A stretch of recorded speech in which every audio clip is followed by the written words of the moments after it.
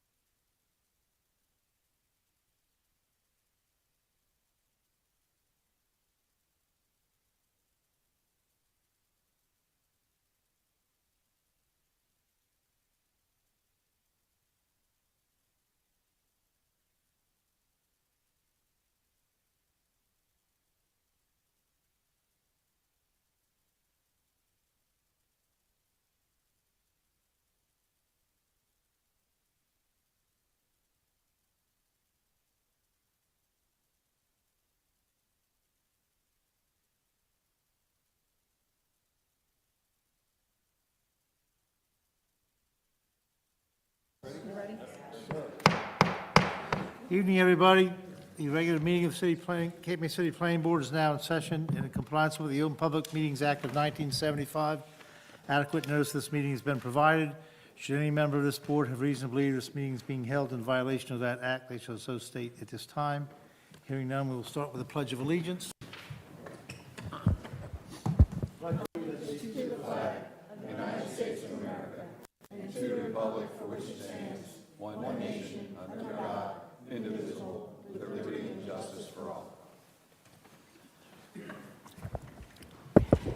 Okay, Karen, roll call. Yes.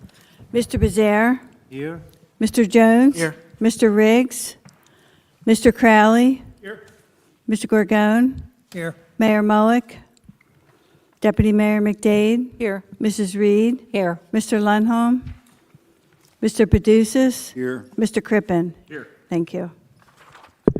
Mr. Riggs will obviously not be here tonight. He welcomed a new child and family, so congratulations to him.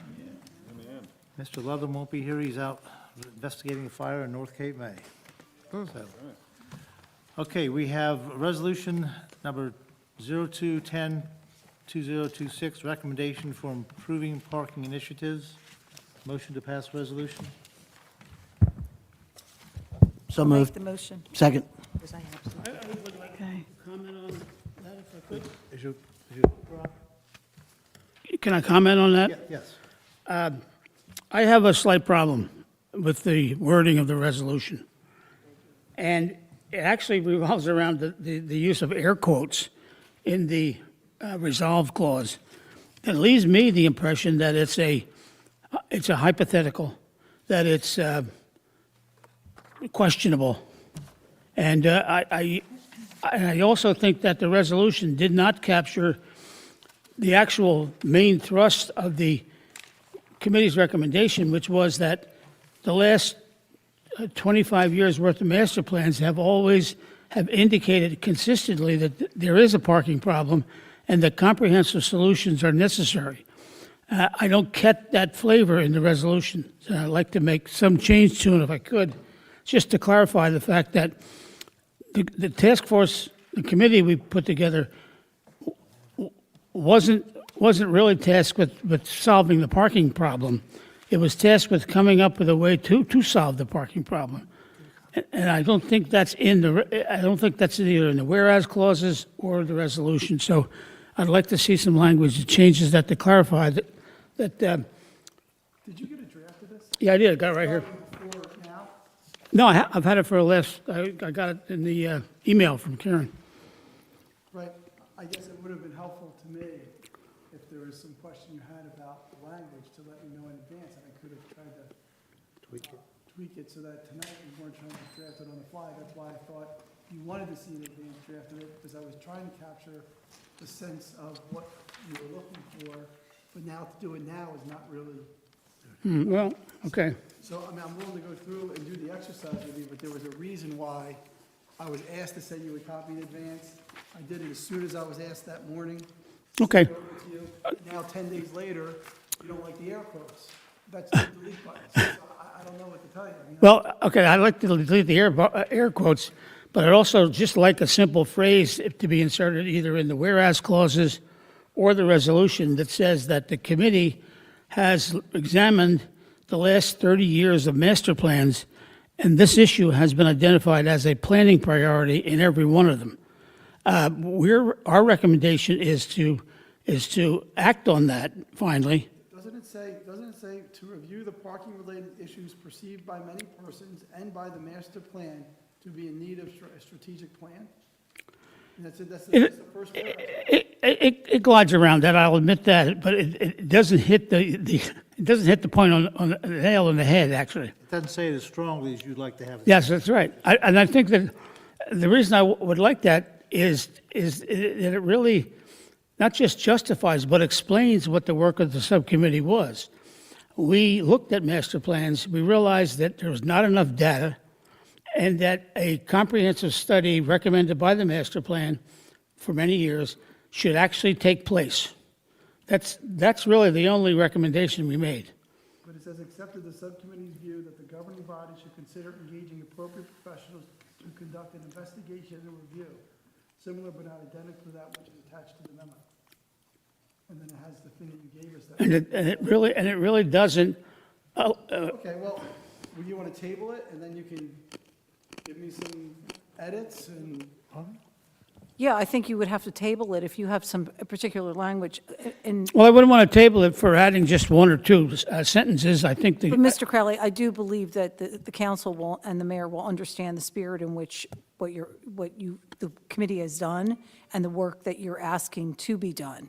I think between the minutes and the resolution, I think the embodiment of what your sub-task force worked on is there. I don't know that changing one or two sentences, in my opinion, would provide any additional emphasis. I think council will understand what it is that's being asked and why it's being asked, in my opinion. Okay, I'll accept that too. How about if we just take out the air quotes? Okay, I'll take them out. I mean, whatever the board, I don't vote. So Yeah, whatever no. you want to do.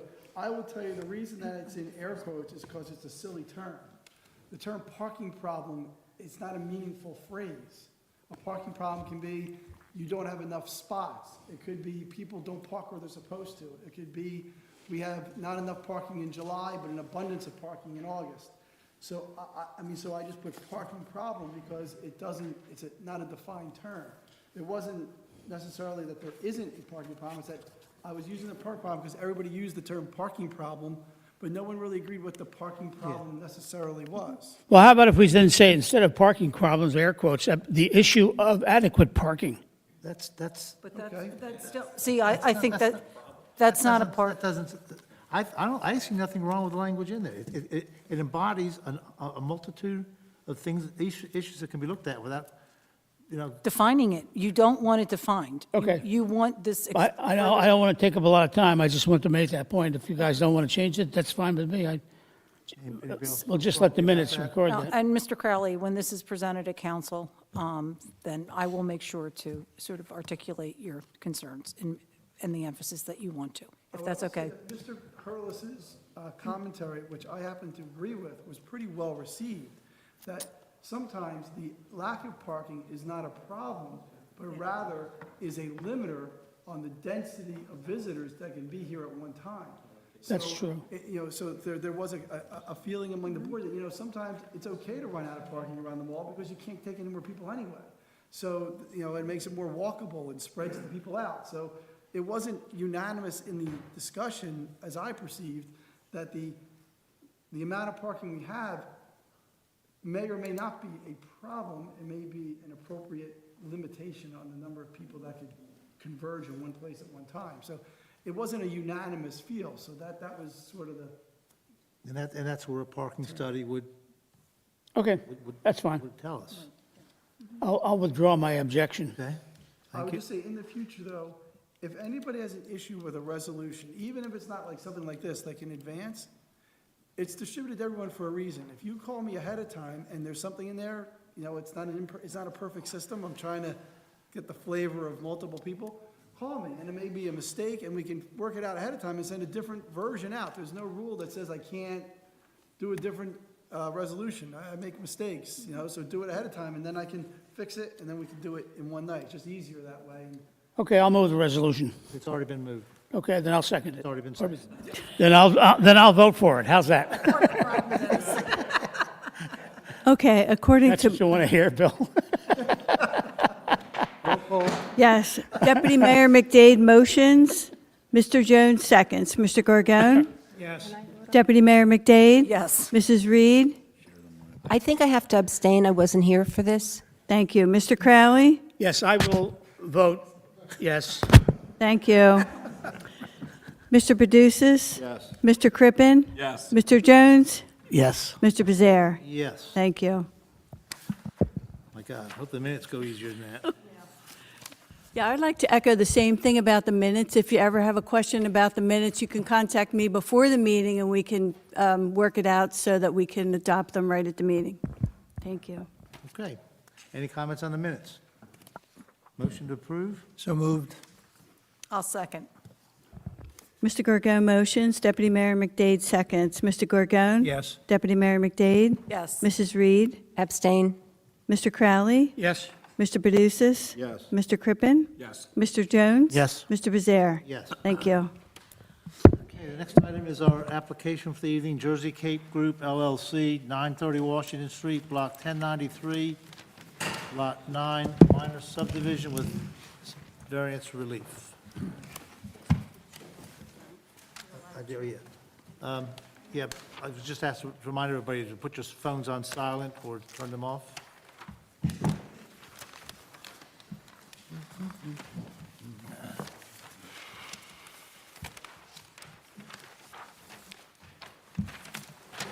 Okay, far away. Put your speakers on, or microphones on, rather. Okay, good evening, everyone. My name is Ron Gelzunas, appearing on behalf of the applicant, Cape Real Estate Developers, LLC. Property is 930 Washington Street. As everyone knows, that's the former PNC Bank location. The proposal this evening is to demolish the non-conforming commercial structure and the other non-conforming improvements on the property, subdivide the parcel into 3 lots for construction of 3 single-family homes. Here this evening, to my right, Mr. John Halbroner from the Highland Group, who will be providing our expert testimony, and to my left is Mr. Scott Peter. He is the principal and owner of Cape Real Estate Developers, LLC.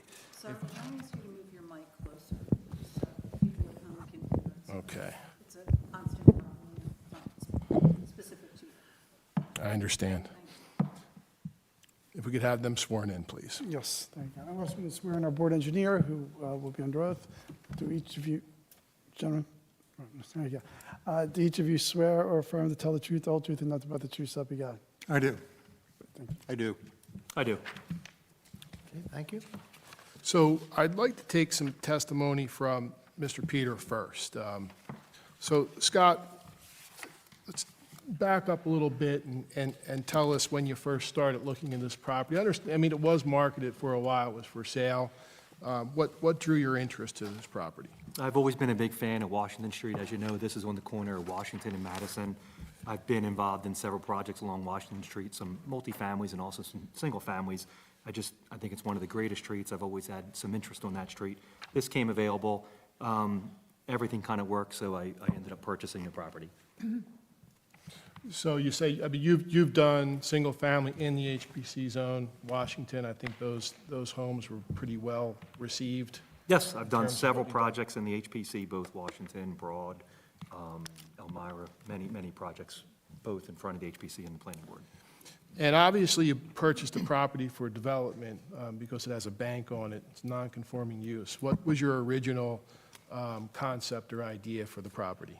Yeah, so originally the zoning permitted up to 6 units, so I kind of started with a 6-unit, kind of went through there, just thought the density was high, went back and forth a little bit in my own mind and also with the professionals, the engineers and architects. Kind of, when all the dust settled, it dwindled down to a 4-unit, so it was going to be originally a 4-unit townhouse project. I'd spent about probably 6 to 8 months back and forth with the HPC on conceptuals and some of their ideas. I get a lot of their input as I'm kind of designing something to kind of make sure they're satisfied. I knew it would have been okay with the planning because it was all permitted and there was no variances for the multifamily. Some of those meetings, some of the directions we were going, it was really pushing towards single families. It was really, if we do the townhouses, we want breezeways, and a lot of their recommendations kept on bringing me back there. So at one of those points, I said, what can I do to make this meet that? What can I do to make it more a single family? I feel that that's a far better use. Of course, it's not always the best for me because it's less units.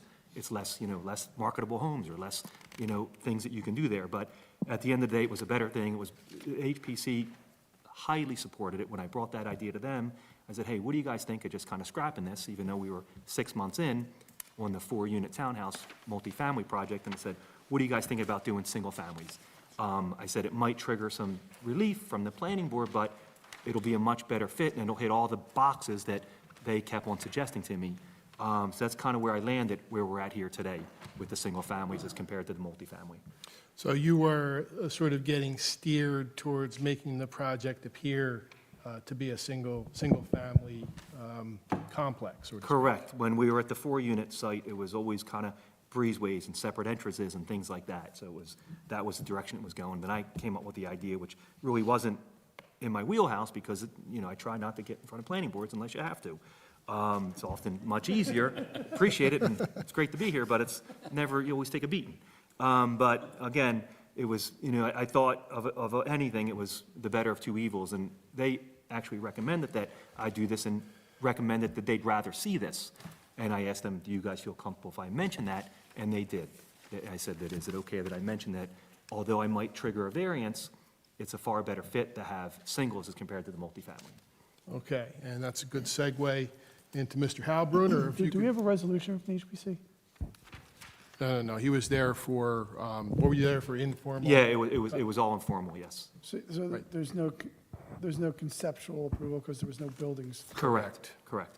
but you went there, did you have architecturals of the multi-unit buildings? that were- Yes, so I went to them with both the architecturals, and then we'd sit and tweak them and modify them, then I'd come back again. That happened about 3 times over a course of about 6 months. Was that the review committee? Yes, yep,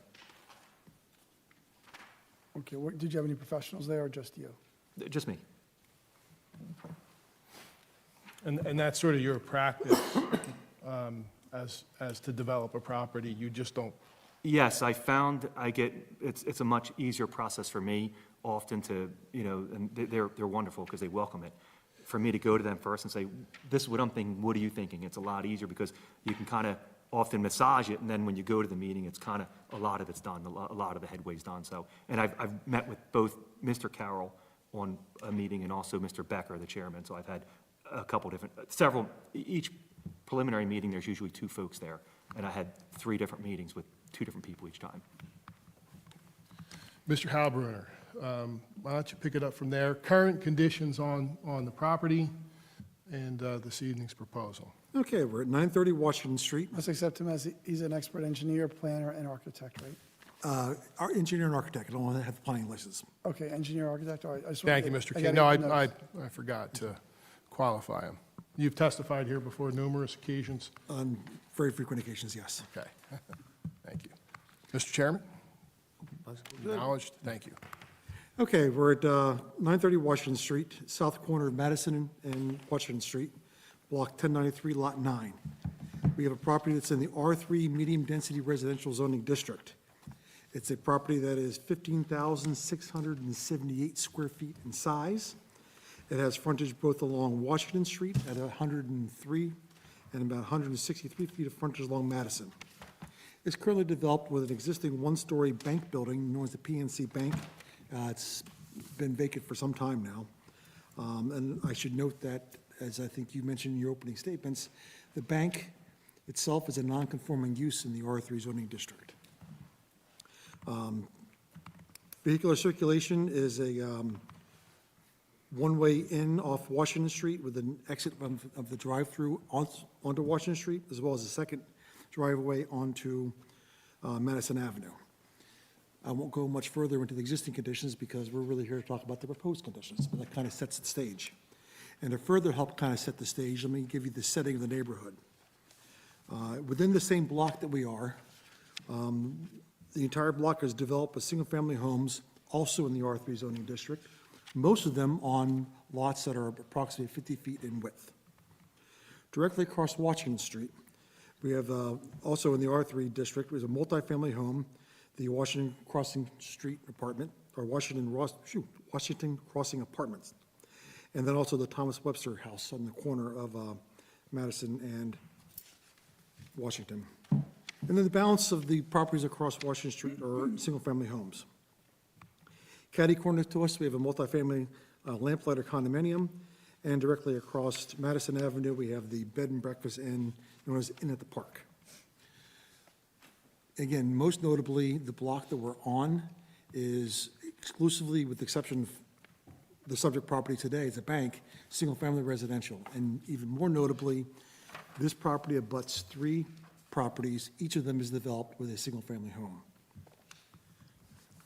You heard me say single-family home quite a bit, because what we're proposing here this evening is to subdivide this 15,000-plus square foot lot into 3 lots, each intended to be developed with a new single-family home. It will be one corner lot. Can I that's just known as lot pause one. you for a second? Absolutely. You said each intended to be developed with a single-family home, not to be a lawyer about it, but what you mean by that is that you'll either build a single-family home or nothing? Or are you saying we're intended to be single-family, but we may put a duplex on there? Single-family homes. It will be developed with a single-family home if we prevail this What evening. we're being asked to approve tonight is 3 lots for single-family homes. That's correct. And if you build any but a single-family home, in my view, you don't have an approval for that. I'm sorry? In my view, if we approve these subdivisions with variances for lot size, we are approving it for building single-family homes. Agreed. Not 3 duplexes. No, Mr. King, yeah, that, the application is for a subdivision to construct 3 It was single-family homes. intended to do, and I think he meant they're going to do that someday, but I just want to make sure that that's not just an intention, that's a requirement if you're going to build on these lots. That is what is being proposed. That is what we're seeking approval for. All right, thank you. Yep. It's an intention without quotes. What's that? It's an intention without quotes. Yeah, exactly. I don't want to get in, this guy. All right, go ahead. Okay, so we're looking to subdivide this parcel into 3 lots. The corner lot, and then 1 lot each fronting on Madison Avenue and Washington Street.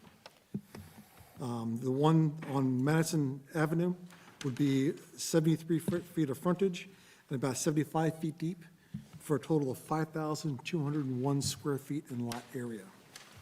The corner lot, proposed lot 1.02, would have 52.65 feet of frontage plus the radius curve on Washington, and 89.79 feet of frontage along with the radius curve along Madison Avenue, for a total of 5,467 square feet. And the third and final lot would be fronting on Washington Street. It's 50.12 feet wide and 100.2 feet deep, totaling 5,010 square feet. There's the stats. Now, notably, the minimum lot area required for a single-family home in the R3 zoning district is 6,250. So you're going to hear me talk about the variances we're going to need for lot area. And before I delve too much into them, I think it's worth talking a little bit about some of the benefits of what we're proposing to do in terms of building 3 single-family homes compared to what the zone otherwise intends, allows, or as a by right alternative. Could you speak into the microphone, please?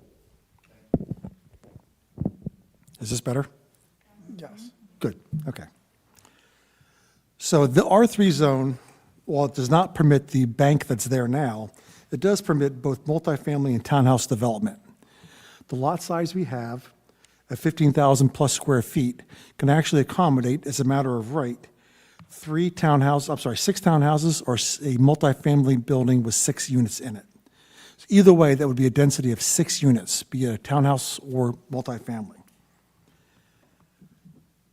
If we were to consider that by right alternative, the lot coverage that would be permitted under the townhouse or multifamily would be 75%. I'm going to compare that to the lot coverage that's permitted for a single-family home, which is at 45%. So right away, what we're proposing with single-family homes is going to result in a lot more green space, open space, and less intense development by virtue of a much lower lot coverage allowance than what the zone would otherwise allow for the multifamily or townhouse development. Similarly, those developments, being townhouse or multifamily, would allow a higher flow area ratio than what the single-family home would allow. Townhouses allow 0.45, multifamily allows 0.5 flow area ratio.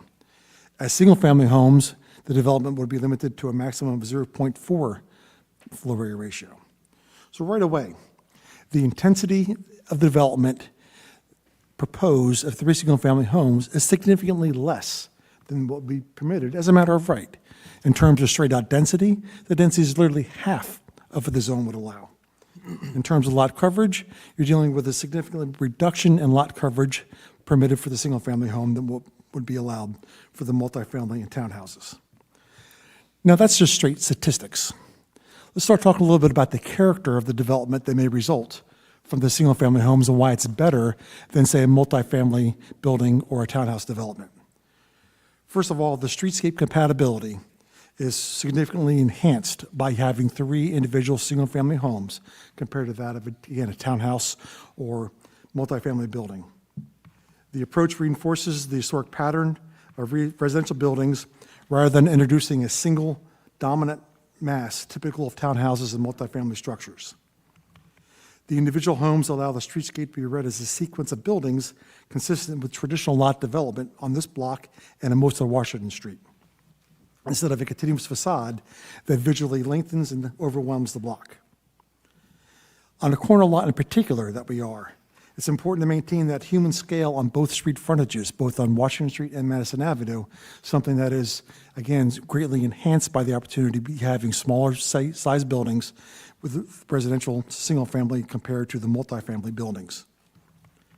3 smaller homes will have visibly legible components significantly less in bulk than, again, 1 large building of townhouses or multifamily. Those larger buildings typically have more uninterrupted roof lines and elevations which are inconsistent with the finer grain of the architecture along Washington Street. The smaller buildings allow for more differing roof forms, more open porches, and vertical articulation, again, aligning more closely with the surrounding historic buildings. We end up with increased yard areas by virtue of having more buildings, each with individual yards. So you have meaningful side yard separations, allowing for more light, air, and open space, further enhanced by the reduced lot coverage that a single-family home is permitted to have. Remember, 40% versus 75% lot coverage. And finally, the smaller single-family homes are much more in alignment with historic residential patterns along Washington Street. The overall lower intensity development is significantly a significant benefit compared to the higher density in development of the multifamily and townhouse development. That's just the building form of the streetscape. Parking demand is literally cut in half compared to the by right development of 6 units where we're proposing 3. Traffic count is significantly reduced. Much fewer trips will result from 3 single-family homes than, again, a multifamily or townhouse development. So overall, there's a significant net benefit to the neighborhood in the historic district and the city by the granting of the requested relief for lot area. Yes. Can you just go back? I don't know what to write down about the parking. I may have misheard or misunderstood. Okay. You said the parking is better having the single family, but I just want to know what that means. You mean that there's more parking, or is there less parking required? There is less parking demand by 3 single-family homes than the demand that would be there for multifamily or townhouse development. Okay. Can I ask you a question? Sure. Your analysis here is based on a comparison between multi-unit buildings and single-family homes, without respect to whether there's 2 lots or 3 lots or 1 lot. You're comparing it to the larger, more complicated, more impactful buildings that are permitted in this zone, but you've pegged it just between that and 3 houses, correct? What we're proposing are 3 single-family houses. Right, And I am okay. comparing the benefits of that development compared to the alternative of higher density, larger mass buildings. Yes. How about the comparison between lower density units, 2 lots, not 3? Why don't we say 1 lot? Why don't we have 1 gigantic That's single-family home? that's a good, yeah, that'd be a good question, too. Would that have a benefit? Sure. In your Is it- logic, it would be very good. Well, that question you'd have to answer then is a 15,000 lot, 15,000 square foot lot, consistent or inconsistent with the surrounding properties? It would be entirely inconsistent to have a lot that large, to have a single-family, every 2 single-family homes on it. Except for the one across the street. That's an apartment building.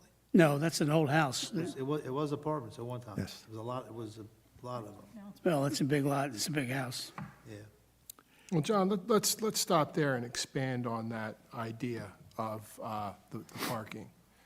Three single-family homes versus, I think you said 6 units. Up to 6 units, yes. And don't leave out the affordable housing unit that's required with that as well.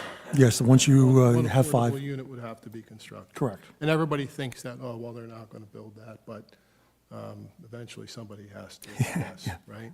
Yeah, sure. You have a multifamily building like that. The owner is a little bit, is it different the way the property operates in terms of the single-family home versus the smaller units in terms of rental, friends, turnovers, the type of activity that occurs on the property and the type of people that are purchasing the properties? Sure. Is there a difference there? A single-family home, as a general rule, tends to be owner-occupied and not used for rental or income purposes, So when you- compared to a multifamily or townhouse development, which has a much higher probability of being used for rental or income. So I see a train of thought developing that, oh, well, you're an undersized lot here, and therefore you're packing more density in than is allowed.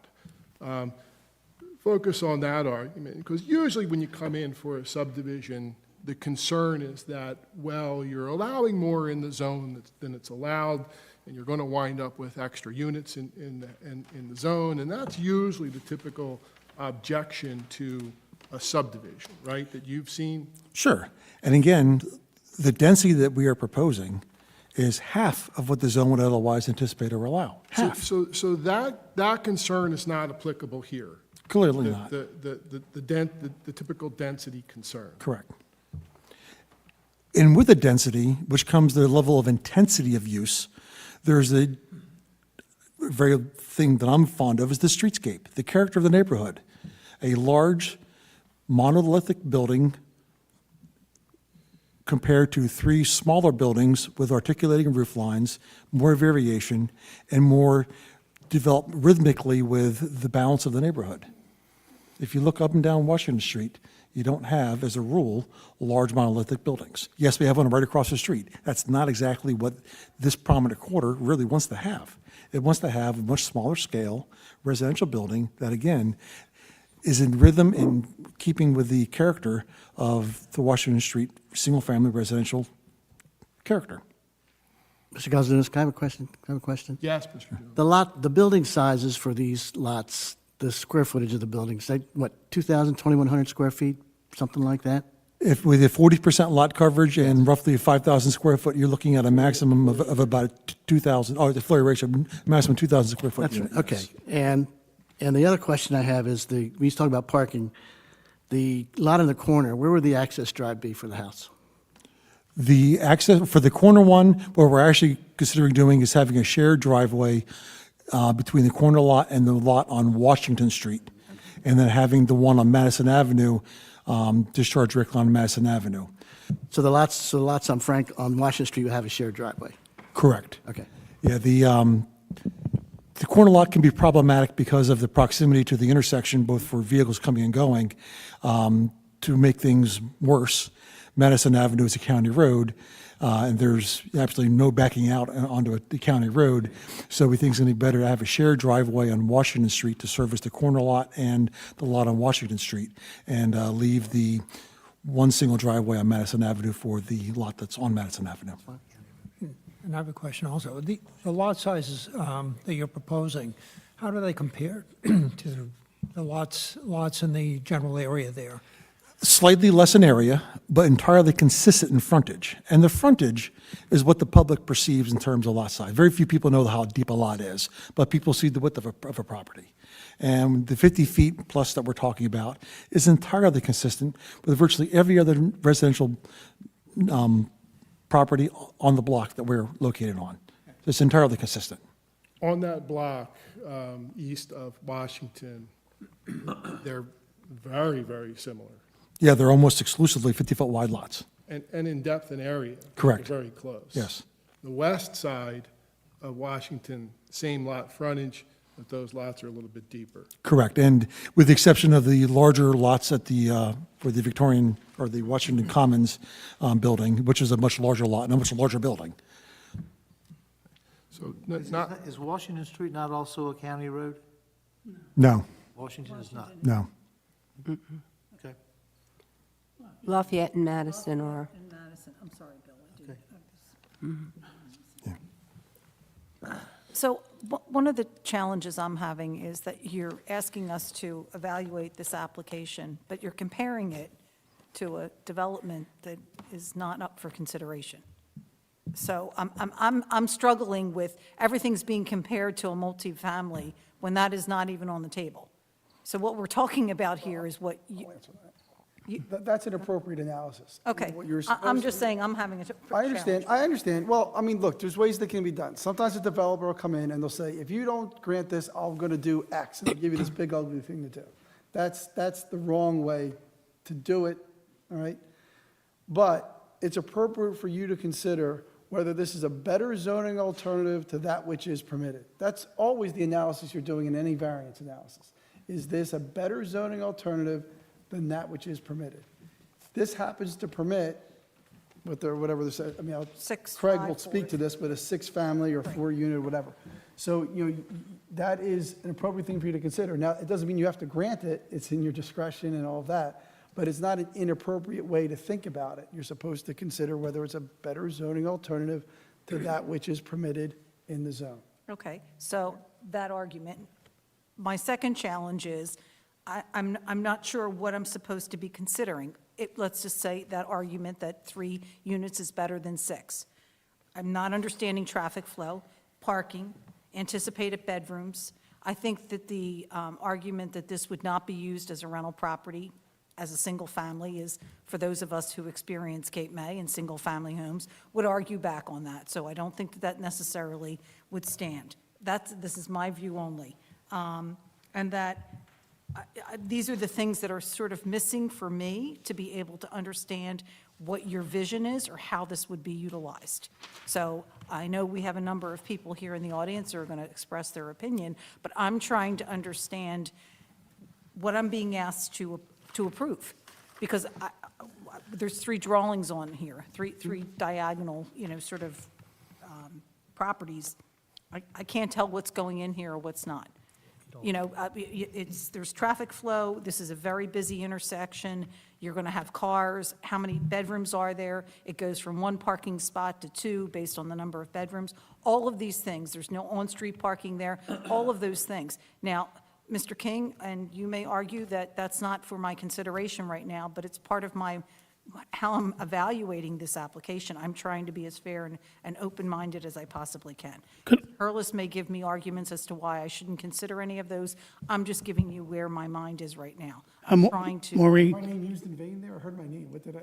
No, sorry, I didn't use your name. I was mostly listening, and then I heard my name. Mar- What did I do? Nothing, I said you gave me a balance to why I'm struggling with trying to understand what I'm being asked to approve here. You're not seeing a finished product. You don't know And- what and the that's a house is gonna challenge. look like. Yes, you don't I know where the agree. driveways are going to be. All that sort of detail is probably more concerning to most people than the fact that it's 3 units. I'm sort of throwing that out there, but the first I heard tonight was a shared driveway. Right.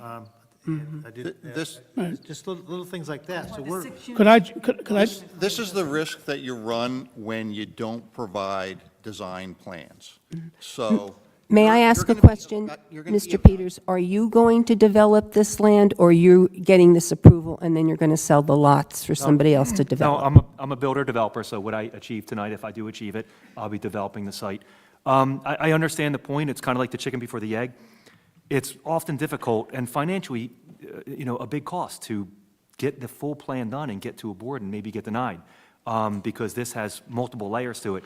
I can assure you the design on this is going to be wonderful, because if we do get granted tonight, I go right back to the HPC, and they talk a lot of significant things nowadays about parking and, design of building and setbacks and coverages. And so I can assure you it will be perfect. For us, often, it's hard to come with a full-blown plan because you don't know if you're going to get approved. I'd probably come with a plan that I know would get approved, which would probably be the multifamily. And it's not intended to say that we would do that. It's hard to go through that level of plans and professionals, and when you don't always know, what you're going to get at it. Mr. Peter, it's fair for our board to ask. Oh, of course. Because I'm sorry. Yes, we sir. all feel like we are, but they're got to be right here. It's fair to ask those kind of questions in this instance, I think, because it's an undersized lot on a busy corner. So, the normally acts ingress and egress in in a lot of subdivisions we see, okay? Like 3 things in a row in the middle of, in Frog Pond, in the middle of a road on Swan or something. Frog Hollow, thank you. I handled that case up to the appellate division. You remember that? It was the Frog Hollow. Remember, and Swan was the street. I like Frog Pond better. What's that? No, I like the Frog Pond. Yeah, Frog Pond, well, there's a reason for that, but that's another story. That's not really a question, ingress and egress, right? But on a busy corner with an undersized lot, that is fair commentary, shared thing. So maybe there's something in between full-blown architectural plans and 3 squares, you know what I mean? can I ask a comment here? Let me go back to what Maureen had said very, very succinctly. Every point she made was a good one, but the one I would add to that is that this whole discussion would not be precipitated were it not for the fact that we are here to consider giving approval to 3 undersized lots. Those lots are between 18 and 20% below the minimum requirement for a lot in that zone. If there were 2 lots, there would not be a need for a variance, because you would have 2 lots of size comparable to the code. The trigger of this whole discussion is 3 lots putting essentially 3 pounds of flour in a 2-pound bag. And then all of what Maureen said actually becomes deeply into play, because it's creating the problem that is exacerbated by the fact that we have 3 undersized lots that we now have to wait to see what the plans look like. I mean, if you compare this to the R4, this is a twin size lot in Village Green with 2-bedroom homes. So, I mean, I'm comparing that because that's what I'm used to when you're talking about, and those are two-bedroom Go homes. down the street, they're all the same lot sizes. Go down Washington Street, they're all. No, I understand that they're not 5,000 square feet. If I may help just try and reframe the neighbors board's analysis of this, you're evaluating this under the flexible C variance. So do the positives outweigh the negatives? Is the zoning plan impaired? Are there substantial detriments here? The risk that they run by not providing design plans is leaving some things out there unknown that weigh in your balancing of the analysis. Is the traffic going to be addressed? Is there enough separation? This is a signalized intersection. Is there enough separation between the driveway and where cars queue up to that intersection? It is also on a county street, so the county has some involvement on evaluating the driveways on Madison. But it certainly can weigh into your balancing, and I think what they're hoping is that the analysis of the massing, Mr. Halbruner's testimony was correct with regards to lot coverage, floor area ratio. So you're going to get less massing with 3 structures than you would get with by right permitted uses that they wouldn't have to necessarily come for a variance. One of the things that I noted, when I get these applications, I have an initial reaction. It's like, well, just like Dennis mentioned, hey, comply. Why don't you come in with 2 single-family dwellings? Well, that's not what they're offering. And that might not be what financially is viable for the applicant, and the applicant is not required to do that. They can come in with the highest and best use that our zoning allows for them, and they've identified that the highest and best use of that is the attached multifamily dwelling that has a 12,500 square foot minimum lot size and allows 1 unit for every 2,500 square foot of lot area. That yields 6 units. What he didn't mention, and so from a practical standpoint, I'm saying, okay, is he going to build that? Most developers come in and they'll stop at 4 units because the 5th unit triggers affordable housing, or they'll go as far as they can. And what hasn't been discussed here is there's a 40% density increase if you do affordable housing. That's permitted. So you would be allowed to do up to 8 units there with your set aside. But you would have to do that. But our ordinance, section 59, allows for a 40% density increase if you're doing inclusionary units. Very familiar with this? You just got your affordable housing packet tonight. So I don't think the analysis isn't just comply. It is, we're offering a better, what I think they're going to try and convince you of is that 3 single-family dwellings there is a better zoning alternative than building it out to what they're maximum permitted to do. And I would say, I won't argue with that. I'm just trying to figure out what this is going to look like at Right. the end of the day. So, and that's, so the difficulties that the board may be having is they may want to see aesthetics may be preeminent or prominent in their decision-making, and they're like, I want to compare the multifamily, what that looks like, versus the 3 single-family dwellings. What are they going to look like? And I know Mr. Peter has done development on both of those types of developments in this stretch of Washington within the R3 district. He's done 2 single-family dwelling subdivision right next to the Physic Estate, next to the tennis courts. And he's done a multifamily right across the street from that. I don't know, what's the name of that development called? It's a Victorian Walk. There you go. So he's done both types of development. So it's not foreign for him to do one or the other, and it's not a threat.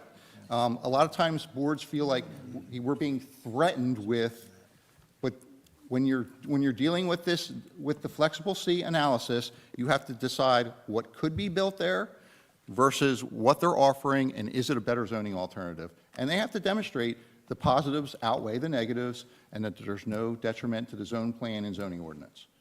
So that's your analysis. And certainly, things that they're not providing can weigh into that. So if they're not satisfying that, and that's, you know, I'm hearing some of that from the board, where the driveway is going to go.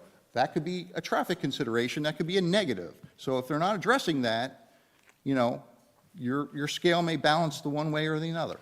Would the construction office look at that once a design was done? So we have done a very similar subdivision application on Beach Avenue where we The motel was.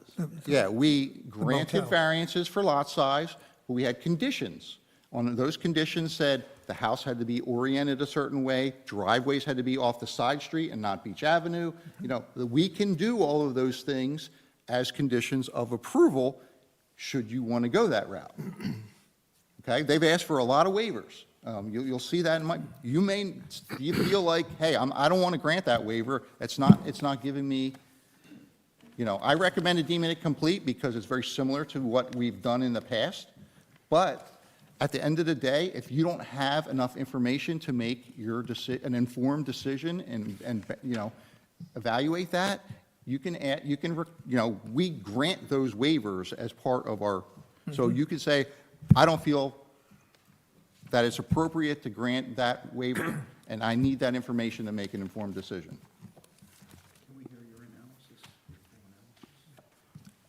They're not done yet. I think they should present everything before, but I think we're starting to get all into the meat of this, and it was starting to go awry. I just want to refocus the board on kind of how you should be evaluating these variances. Because I'd like to hear more what they have to say, Yeah, too. and it's okay that it went awry, because that sort of informs us that we're not getting the point across. And what we're trying to do here, and the testimony you're hearing, is designed to alleviate these exact concerns about the overdevelopment, the overcongestion, the too many cars, all of those things that come along with a higher intensity development, which are typically the concerns that people have, that the public has when you come in for a subdivision. I'm hearing it now. Oh, we have 3 lots and not 2 instead of just 1, as the gentleman pointed out. Well, what does that mean to me? That sort of suggests that he's concerned about, well, you got too much here, too many houses. And that's sort of getting caught up in the fact that, well, the lots are a little bit too small. But we point out what can be done by right here. And that is, this property is going to get developed. Mr. Peter owns this property. This is not a contract with a contingency to come in here and see, oh, what we can get. This is going to be developed. And this board's going to decide how it's going to be developed. And what we're asking here for tonight is a simple subdivision. What's it going to look like? Well, I can tell you this. The houses have to go through the HPC. That's no easy thing to do. Mr. Peter is very familiar with that. In fact, he starts the process that early. He just doesn't walk in there with a full set of developed plans, and then he has to redesign 4 times. So he has his method of doing that. The houses are going to comply with the ordinance, with the bulk standards, with the setbacks. You're going to hear that from Mr. Halbruner. Fully compliant with the coverage, fully compliant with the floor area ratio. So you're going to have houses that are proportional to the lot size. Yes, the lot sizes will be a little bit smaller, but as Mr. King always points out, you have your floor area ratio, which is a direct correlation to the size of the lot, which shrinks everything. So it's in proportion. So yes, we take a chance to come in here without the houses designed, and that's a very common way of doing things. And we do that because of the expense of doing that and because you really don't know it at that point. So that's what you're going to wind up with. You see the houses. Yes, you see the 3 squares. The houses will be positioned within the buildable area. The setbacks are compliant. All of the bulk regulations will be compliant. And your 3 single-family homes will be approved by the HPC. So in terms of protections to the community, in what you're going to get, that's pretty good. I don't think anybody's coming back here for a second variance. We know what'll happen. I think the policy's been to make them come back in for a re-subdivision if they try to get some additional variances. So that's what we're trying to do. If we didn't get the point across, I think we can, in light of all this now, John, and picking it up from there, when you're doing these comparisons, are you really doing it in terms of saying to the neighborhood, hey, we think this is better to have the 3 single families than what Mr. Hurl has pointed out is 8 units? Yeah, You know, that's, I don't understand the benefit of that, Mr. Halbruder. I'm trying to understand the benefit to say, hey, don't do this, give us what the ordinance permits, because that's going to be a better benefit to the community. We can argue this in the negative. And you and I had this discussion, and we sat there and we saw, well, let's try to think of what a benefit would be. And I said, well, maybe Mr. Jones will point out that your assessed values will be a little bit higher, but I couldn't even sit there and say for sure that that would be true. right. Let's explore that for a second. Let's look at the larger development. Let's look at we want to go, let's go with 6 units. Bigger building, more traffic, more parking, less greenery, less articulation of the buildings, less light, air, and open space. That is what that means. What is the benefit? Why would the board want that as an alternative to what we're proposing? What we're proposing gets you the direct opposite of that. Half the density, less traffic, less parking, more light, air, and open space, less building mass, better streetscape. I'm failing to see why the board would want to have the applicant revert back to one of the other alternatives. I don't see the benefit of that alternative. I'm trying to picture what one of your houses would be. Could you just, in your mind, what would you be building there? A 2-bedroom, a 5-bedroom, It would be a 3 to 4. garage? Yep, it would be a 3 to 4 bedroom, single family. The max you can do based on the Florida area ratio is about 2,200 square foot, so they're not big structures, the singles. Again, I feel like we can't beat this home enough. These are smaller lots, so equally the houses are going to be smaller. And the most important thing is, when you go to a single family use, the coverages are less. So I'm really hurting myself by doing this. I'm actually sitting back kind of thinking like, why am I?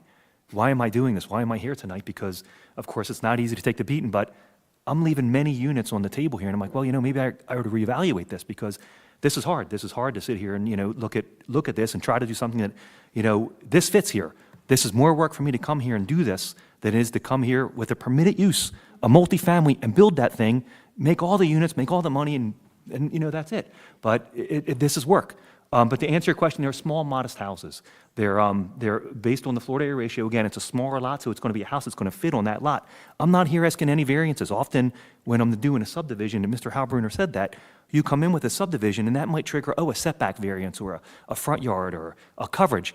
These lots are smaller. Equally, the house is going to be smaller, so they're not. But they're big going to be structure. tall. If you're going 4 bedrooms, you're going to have Yes, they're tall. going to be 2-story, but so they'll- airflow, as you're talking about, is going to be just like a townhouse. Well, no, the space between them is what we're referencing.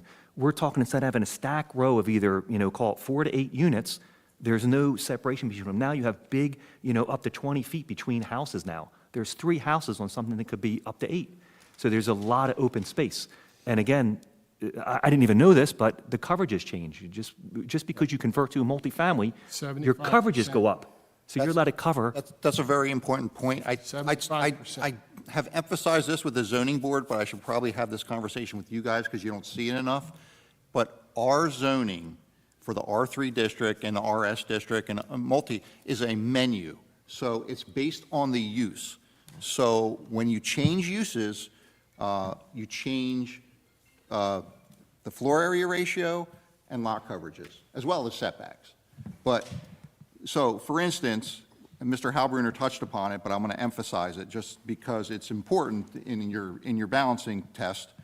The lot coverage for a single-family dwelling is 45%. For a multifamily dwelling, I believe it's 75%. Am I correct? Both. It was either 70 or 75, so it's 75%. That's huge. That's a big difference.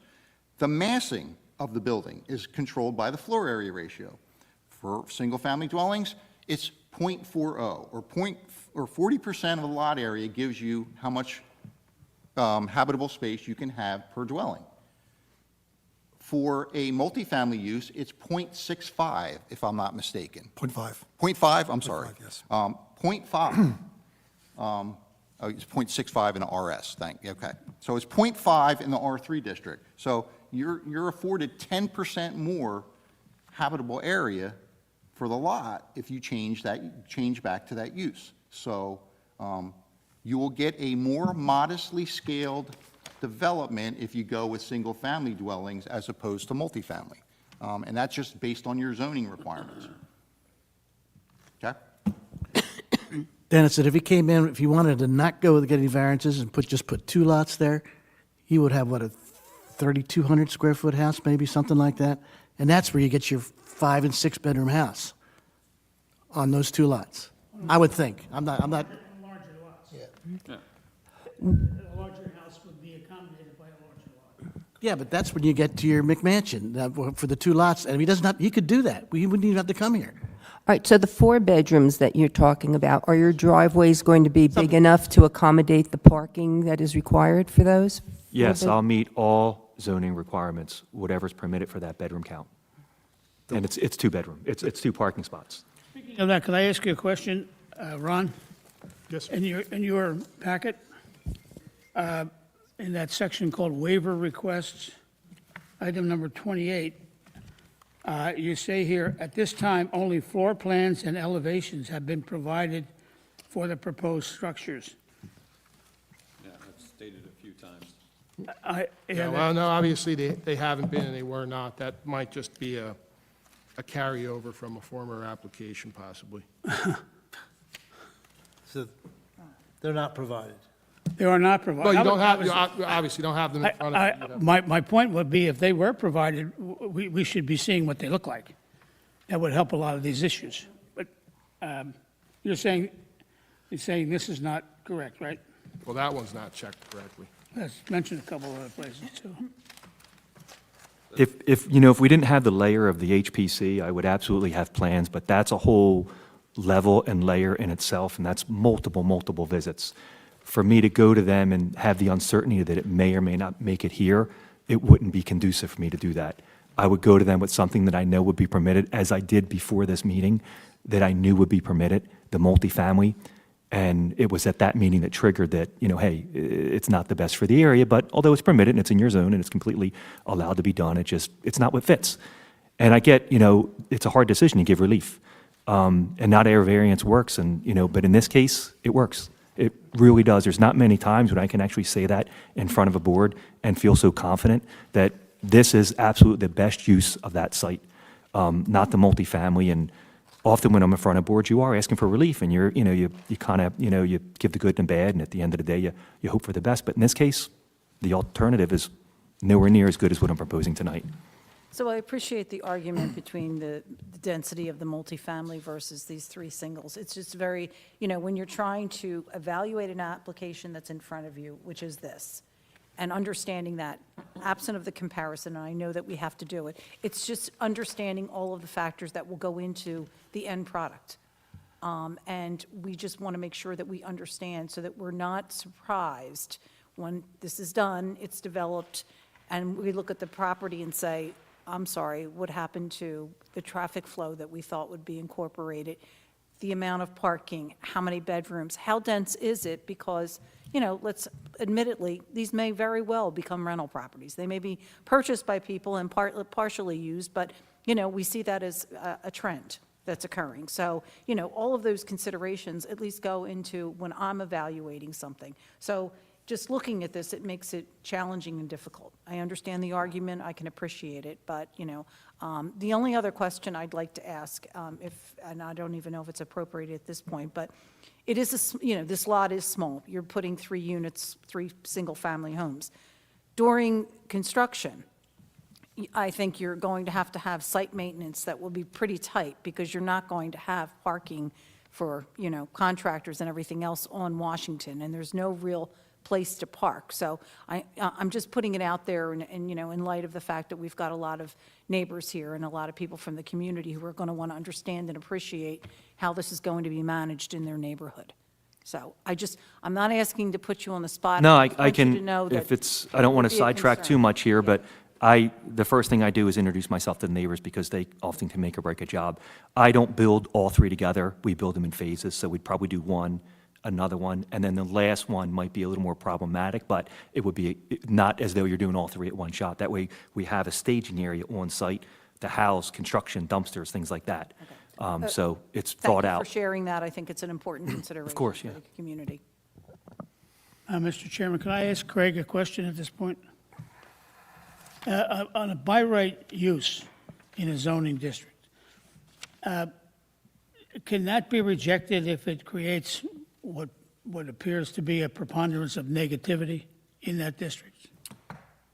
If they were to come in for a multifamily dwelling on this lot, they would be required, even if they weren't doing a subdivision, if they're going to use the entire lot, That's my point. it would trigger, anything more than 2 units triggers site plan review. So you're going to have a bite at that apple at reviewing traffic safety, parking, everything that goes along with site plan analysis with a multifamily dwelling. Okay, that answers my question. So, And yeah, it- they're not going to just go pull a building permit. Of course, that's where I So was getting at. they're still coming here. Let me just speak to that for a second, though, just so no one gets too excited. It's a by right site plan. I mean, it's a permitted use, they'll comply with all the bulk, it's a site plan. Your ability to say no to that, particularly, it's on a road that's regulated by the county, right? Right. So. One I road, mean, your one of the ability- two. Yeah, your ability to say no to that is terrifically narrow, okay? I mean, it almost can't be done. You can request adjustments and stuff like that as the things about ingress and egress if it creates a public safety hazard, and you really have to show that. And it's very, very hard. So I don't want you to get the impression that if you say no to this and they decide to do a 6 or 8 unit development, that you're going to be in a position to do much about it. I'm telling you now, so you're not surprised if it happens, that you are going to be in a very difficult spot to do anything about it, and I will almost certainly not be able to defend the denial in the Superior Court. I'm just saying that now. So I don't want anybody to have any misperceptions about that. That's my legal analysis. You guys on the same page? Yeah, I'm just being truthful. You're going to see it when it comes in for development, and you're going to approve a site plan approval. It's called by right for a reason. But Yeah, I get that. The houses I'm or talking about leeway. multifamily? for multifamily, if, in the alternative, if they came in for a multifamily on that entire lot, and it's more than 2 units, it requires site plan approval from the planning board. But this would not, once we would approve this here tonight, It would, so we've done this on several other subdivisions where we don't have development plans. If you were to approve the subdivision tonight, whatever conditions that you set, if you say the driveways have to be located off of Madison versus Washington, or the houses have to be oriented towards Washington or whatever, we've done all of those things in other approvals. All of the conditions that are set forth in there, I would review any plans for compliance with your approval before they can pull building permits. okay. That's the normal course of action whenever we've gotten subdivisions presented this way. Yep.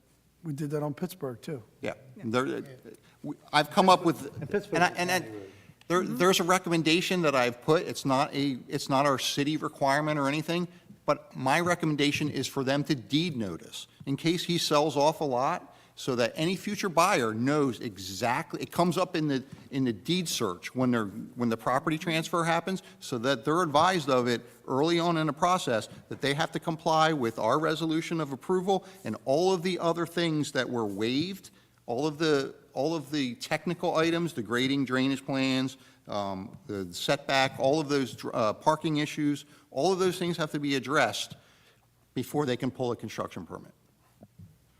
Is it my understanding that one of these 3 lots is affordable housing? Is that what you said? No. No. Affordable housing is triggered at the 5th unit, That's what I heard. Thank you. okay? So that's when you have to have an on-site or off-site unit, because we allow both. Right.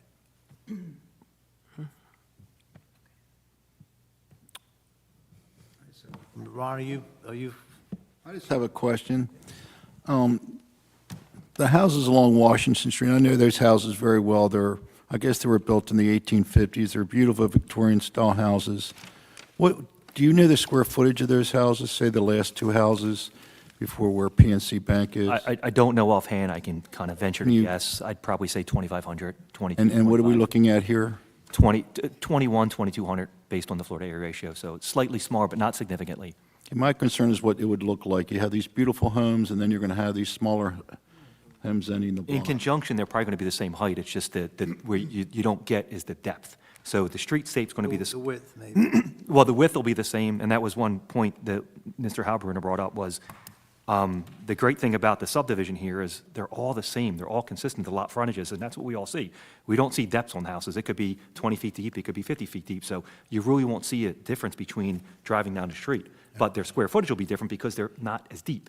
This is where we're lacking here tonight, and that's what's great about this is we're not lacking in frontage. You're not going to see a tiny wood or tower of a house. It's consistent with all the other houses. They're all 50 foot outside of the multifamily adjacent, but all the other lots here are the same width. So the depth is where you lose the square footage. So the frontage would be the same as the existing homes on Washington Street? Correct, and the exact lot size is the same. Okay. That's probably a little bit. You can see the lot. They are meeting the minimum required lot frontages for all the lots. So the only variance they're seeking is for lot size. So the lot frontage, lot width, they're all conforming. All of the other bulk and area requirements have been met or will be met as a condition of approval. In my opinion, with as many projects as I do, I feel, I take a lot of pride in what I do, hence why I'm here, because really, if we come down to it, I'm in business to make a living, and this is not probably the most profitable, but it's what works. Again, we don't make decisions on that, I get it, but I'm being completely forthcoming. But from my opinion, the humble opinion that it is, and I feel the most important thing is your frontage. That's what we all see driving down the street. We see the front of houses. And these lots are consistent with everything else that's there. And back to the open air and space, you do have the spaces between the homes. Can if I can just elaborate on what you just said, if I can help me understand this. Like, say, for example, lot number 103, the setback on one side is 12, the setback on the other side is 8, so that's 20. So your house footprint is going to be 30 feet wide if the lot is 50 feet. Is that about right? Correct. And then you're saying that's consistent with most of the houses on Washington Street? Actually, probably not. The other ones are probably wider. I would venture to say most of those houses don't have, well, most of these neighbors would know, don't have a total of 20 feet on the Yeah, side. to have 8 feet would be a lot on one side for most of the older houses on Washington Street. Yeah, Why are 12-foot setbacks shown on the plan? because you have to have 20-foot max, total, don't you? I did that because I know a Oh. big condition of the HPC, and that was another important item they did recommend when I do design this, is they wanted the house at the front Washington. Originally, I came to them with a plan of them possibly fronting all three along Madison. They said, no, the condition we want is, we want them to front Washington. Another, The question I'm asking is, in that zone, there's only an 8-foot side yard setback requirement. You're showing 12. Is that, Parking. That's the shared What's that? driveway? Part of the problem is we need to park. We need to okay, park so you behind want the building. sheer, okay, so. a big What- condition. So I just want to make sure that everyone knows that they're offering greater side yard setbacks than what's required so they can accommodate parking spaces. So that 12-foot is the driveway? Yes. A big important, from being in front of the HPC, a really important item for them is the parking. They do not want to see cars in the front. So any house that I do, if it's in the historic zone, I make it that we can put the cars along as far back as you can possibly go. That's why we hug the house to one side, so you can get the parking in the back. There'll be no parking in the front. Again, that's what's so, tough here, because it's hard to come up with a plan. We have to go to them next. And as we said, they're quite strict, and I can assure you, they're going to. I just want to make sure that got on the record, because if the board were to approve this, you're going to be bound by these setbacks that you've shown.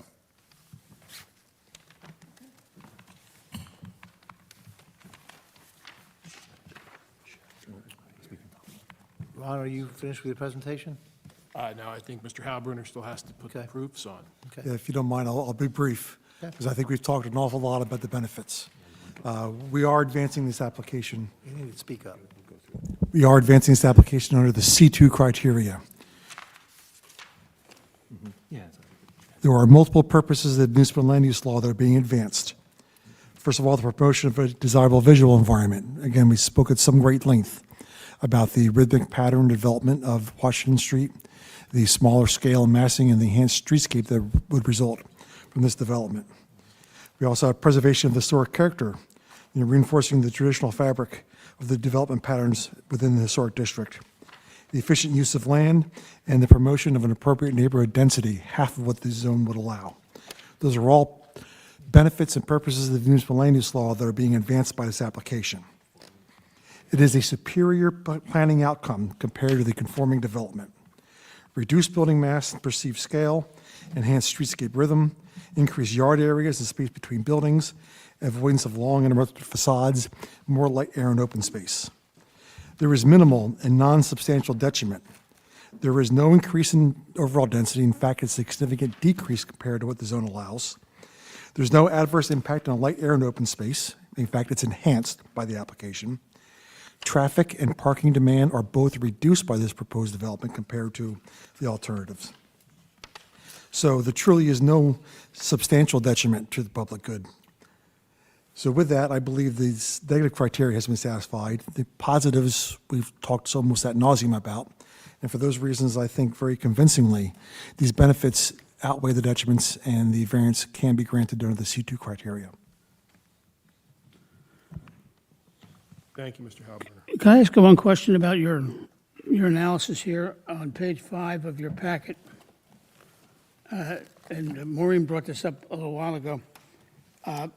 Item 16 of your reporting and property information says, does the use of the structure require that you have a current mercantile license? Since rentals require a mercantile license, and you say no, does this mean you're not going to be renting this property? No, That's the current. Yeah, the bank's closed, yeah. was No, the building- it's your structure, it's what they're, There's a structure there now. The existing non-conforming bank building. this refers to all the proposed property information. renting is a residential use anyway. It's not a different use, so it's not something we can do much about. What's that? Renting is a residential use. There's not much we can do about that. I mean, you can, But it does require a mercantile license. if you rent it. Yeah. But it doesn't exist now. What's being proposed doesn't exist, so therefore they wouldn't have a mercantile license, I think is what the point is. Okay, but what's being proposed is 3 Yes, houses. and I think that if you, Which are not necessarily going to be rented. They don't know. Although they say they're not going to require a mercantile The- license, so. Okay, I'm just, That's not something that they can force on a person who buys a house, Dennis. That's not pragmatic. and as long as they then why not we rent, just say yes then? Because they don't that would be equally misleading. There should be a spot that says unknown. Well, that's right. Why don't you say not applicable, or we don't know now? They don't make the form. All I'm It's a doing is trying, TBD. all I'm It's a doing is TBD. trying to figure out what they ask us to consider. So- right, So that answer to the question is, we don't know at this point, right? yes. Okay. Got it. I do have one question about the lot, between Lot 102 and 103. You've got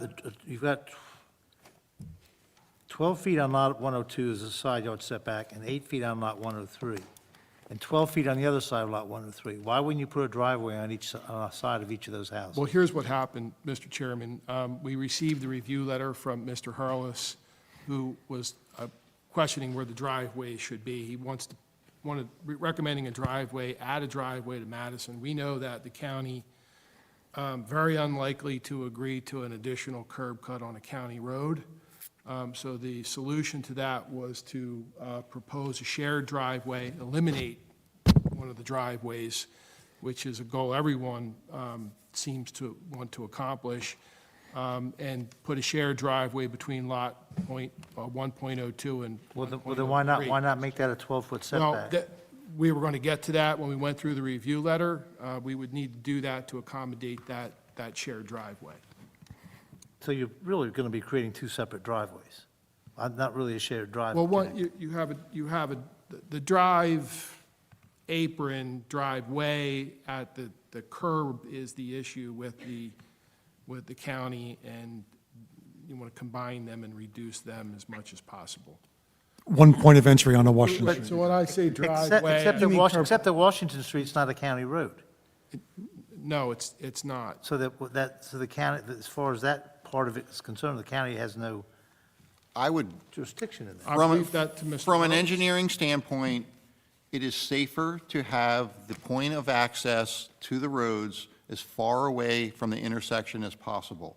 So I would prefer, and the leg of that corner lot is longer on Madison, so I would prefer the applicant be required to try to attempt to get that approval through the county, and if not, then we would deal with the access between the lots.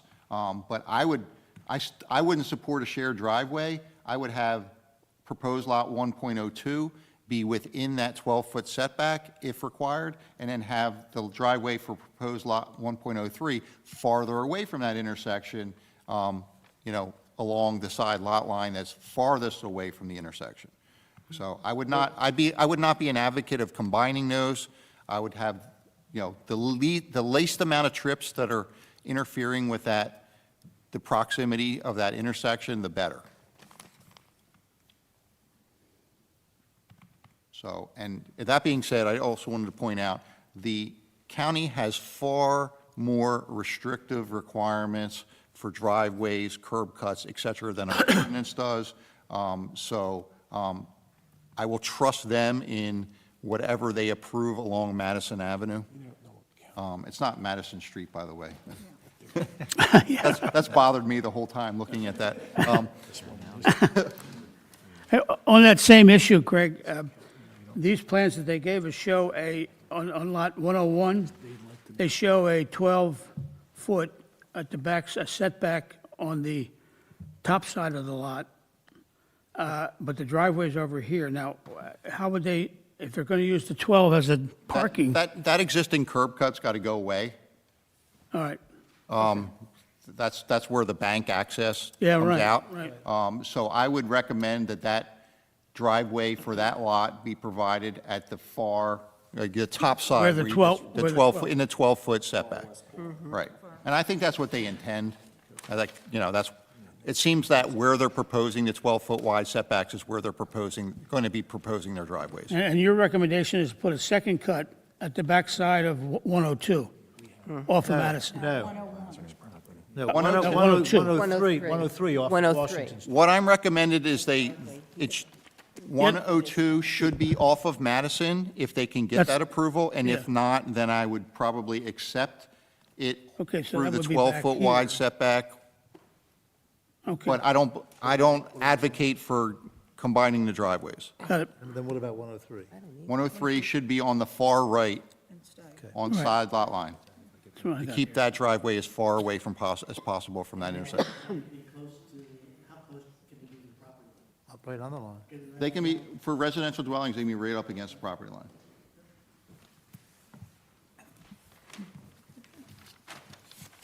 Not that we're tweaking the plans yet, but, so Craig, we'll go through your comments first, and then we'll open up the public. Would you rather? Are you guys done with your presentation? Yes. Okay. Yep. So folks, our normal practice is the engineer goes over his comments on the application, and then we open it up to you. So that's what we're going to do. So I want to first say, I was not advocating for or against the applicant. I was just trying to explain to you and reframe how you should be weighing the consideration of the variance. So I don't vote. You guys do. You guys are entrusted with that balancing and how you vote. And I understand the frustration that you guys had. When we don't have a lot of the design information, it leaves questions in your mind.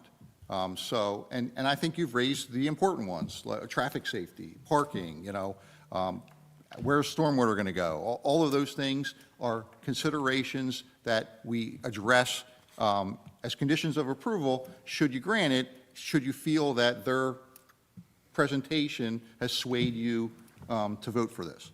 Okay? That being said, I'll roll into my January 5th, 2026 review memorandum. I will summarize. I'm going to roll right into the completeness review. You already know what they're proposing. It's a 3-lot subdivision in the R3 district. It's a permitted use, and here's the completeness review. So these are the checklist waivers they've requested under the C and D variance checklist. Number 5, which is the plans and elevations of the building. There's been no building proposed here. We've seen subdivisions like that. That information would be provided as a condition of approval, should you waive that information. Item number 12, I assume that we've received a certified list. I haven't seen one. I don't think we would be here tonight, so. There was an affidavit Okay, of. so item number 12 has been addressed. Item number 13, this would be, each individual lot would have to provide their own zoning table as compliance item and demonstrate that they comply with not only the bulk and area regulations, but every condition that you would set forth on this development. Item 19 was the topography. We would need that. Any new construction requires a grading and drainage plan, so that would be a condition of approval. Item number 20 is providing the flood plans, wetlands, and buffers, the flood information, what zone this is in, and how they comply with the flood regulations would have to be addressed as a compliance item. Item number 22 is the proposed first floor building elevations. That ties into our compliance with flood regulations. That would be required as a condition of approval. Item number 23, the locations of trees greater than 3 inches or greater in diameter. I did see a report from the Shade Tree Commission said there's no trees on the site. We would be recommending some as part of the required landscaping and vegetation plan, but that we would ask that that be a condition of approval. Item number 25 is all areas disturbed by grading and construction. That would be individually on each specific lot. They would have to address that. Item number 26, the locations of all the utility infrastructure that affect the lot would have to be provided on the plans. 27 is the plans of the proposed utilities. Each one of these would have to tie into the existing utilities, including sewer and water services. That all has to be shown on the plan. Item number 28 is the requirement for them to provide the drainage calculations that are required. That should be a condition of approval. Item number 31 is the proposed site easements. It should be noted that each one of these driveways has a site triangle requirement. They would be shown on the individual plot plans. The intersection of Madison and Washington also has a site triangle requirement. That should be provided on the subdivision plan before it's filed, so that that becomes a site triangle easement that is protected. Item number 33 is the requirement for a landscaping plan. That should be a condition of approval. We are dealing with a minor subdivision approval here, so there are map details. A lot of these are redundant, but I will just go over these quickly. Item number J is the name and owner of all adjacent property owners. That should be provided on the plans as a condition of approval. L is the location of all of the required street tree, road easement, public rights-of-way, et cetera. That all has to be provided on the plans. M is all of the bulk and area information that's required, and they also have to get city approval for the lot numbering. That hasn't been done yet, correct? Oh, no, we do have that. I think I sent it to you, Craig. We do have that? Yes. That's important because when we write the resolution, Yes, so it would be 9.01, 9.02, and 9.03. It's lot 9. is it in the exact? But I don't know where they would start their sequence. That's why I want to know. It should be in the same sequence that it's appeared on the Okay. drawing, but. I actually think it should go the other way around, but Assuming no interference with lots of 3 new lots with 901, okay. All right. Thank you. All right, can we just, I just want to make sure I get this exactly right. Tell me again what you think this should be.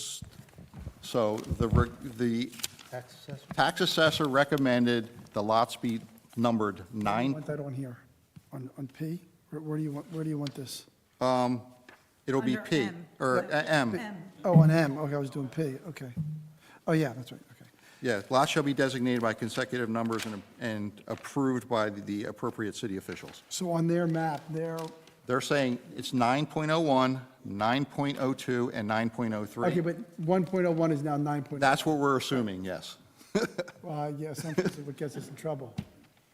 It doesn't, Well, it's still- indicate otherwise. Why don't we get it reaffirmed? All right, I'll put it in as, Just,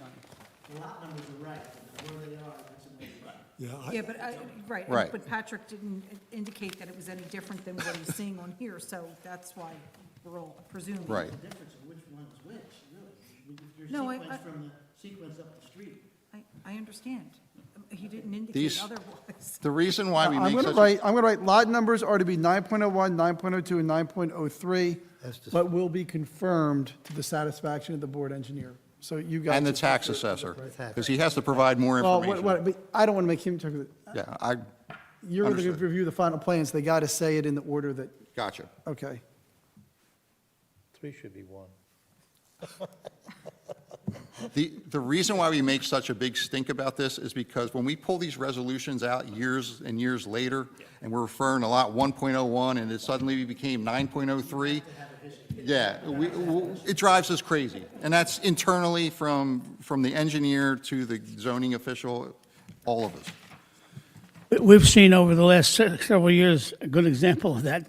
We all wish there were better records of these ancient properties when they come. Yeah. There's big voids in information sometimes. Okay.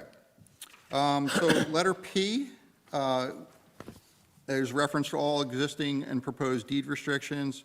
And I note in there that I recommend a deed notice, and I put that language elsewhere in the review memo, but that should be a condition of approval. Q is a requirement for the stormwater management report. And then finally, provide the plan in digital format is letter S. All of those should be conditions of approval, should the board grant any approval, and waive all of that requirements at this time. So therefore, if that is appropriate, I recommend deeming this application complete. We take no exception to any of those conditions. Okay. With regards to the zoning review, this is a site that's located in the R3 residential district. You've heard testimony indicating that the single-family dwelling is a permitted use, and you've also heard testimony that semi-detached dwellings are permitted, two-family detached dwellings are permitted, as well as multifamily dwellings are permitted. And that is important in your analysis in dealing with what they're saying is reduced density versus what could be built there. There are 3 variances that are required. Each one is for lot size for the specific lots, and I will say that lot 9.01, I'm just going to stick with my, Stick with yours. I I'm put, sticking with my I terminology. added a sentence that says, the Yeah. board is assuming in its resolution that 1.01 is 9.01, et cetera. So I Right, just put okay. it in there so So I'm sticking with, on my zoning table, proposed lot 1.01 has a lot size of 5,201 square feet, where 6,250 square foot is the requirement. Proposed lot 2 is undersized at 5,467 square feet, and proposed lot 1.03 is 5,010 square feet, where 6,250 square feet are required. The total of that equals 15,678 square feet. I noted that we discussed the lot width and lot frontage requirements are met and consistent with the district. The habitable floor area, we don't have any design for that, but it will have to be greater than 840 and also be less than the floor area ratio max, which is 0.40. All of the setbacks are being met as shown on the plan. However, there are side yard setbacks that have been enhanced on the plans, and I wanted to make that correction for Rich, so that ends up in the resolution. Proposed lot 1.01, each side, it should say 12-foot, I'll wait till Rich gets there. Yep, gotcha. Side yard setback for 1.01 should be 12-foot/8-foot. So one side is 12 and one side's 8. Proposed lot 1.02 is the corner lot. It only has one side yard, and that is proposed at 12 foot. And then proposed lot 1.03 should be 12-foot/8-foot. So it has one 12-foot and one 8-foot. Yeah, just a quick question. On lot, it's still 1.01, what is the dotted line behind the footprint of the house?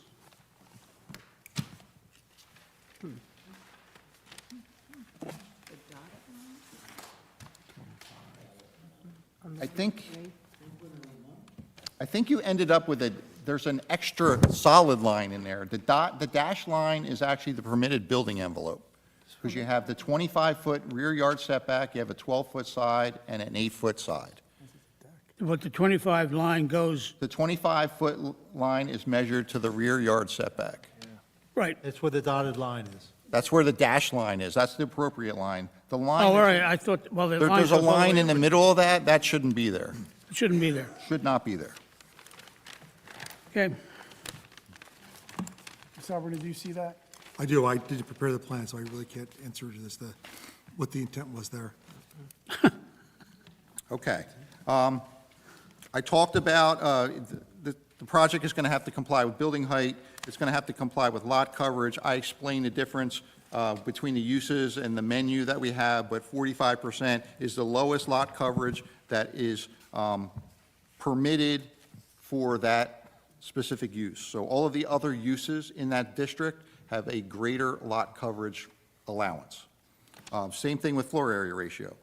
Single-family dwellings is the lowest floor area ratio requirement that we have. All of the other have a higher floor area ratio that's permitted.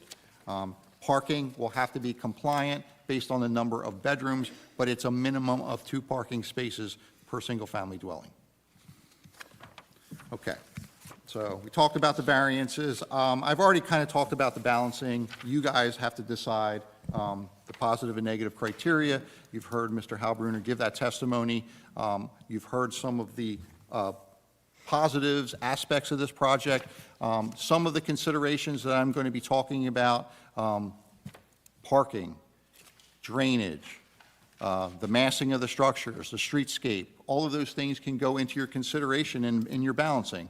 If you feel like this is a better development, that can change the balancing and consideration of your analysis. Okay?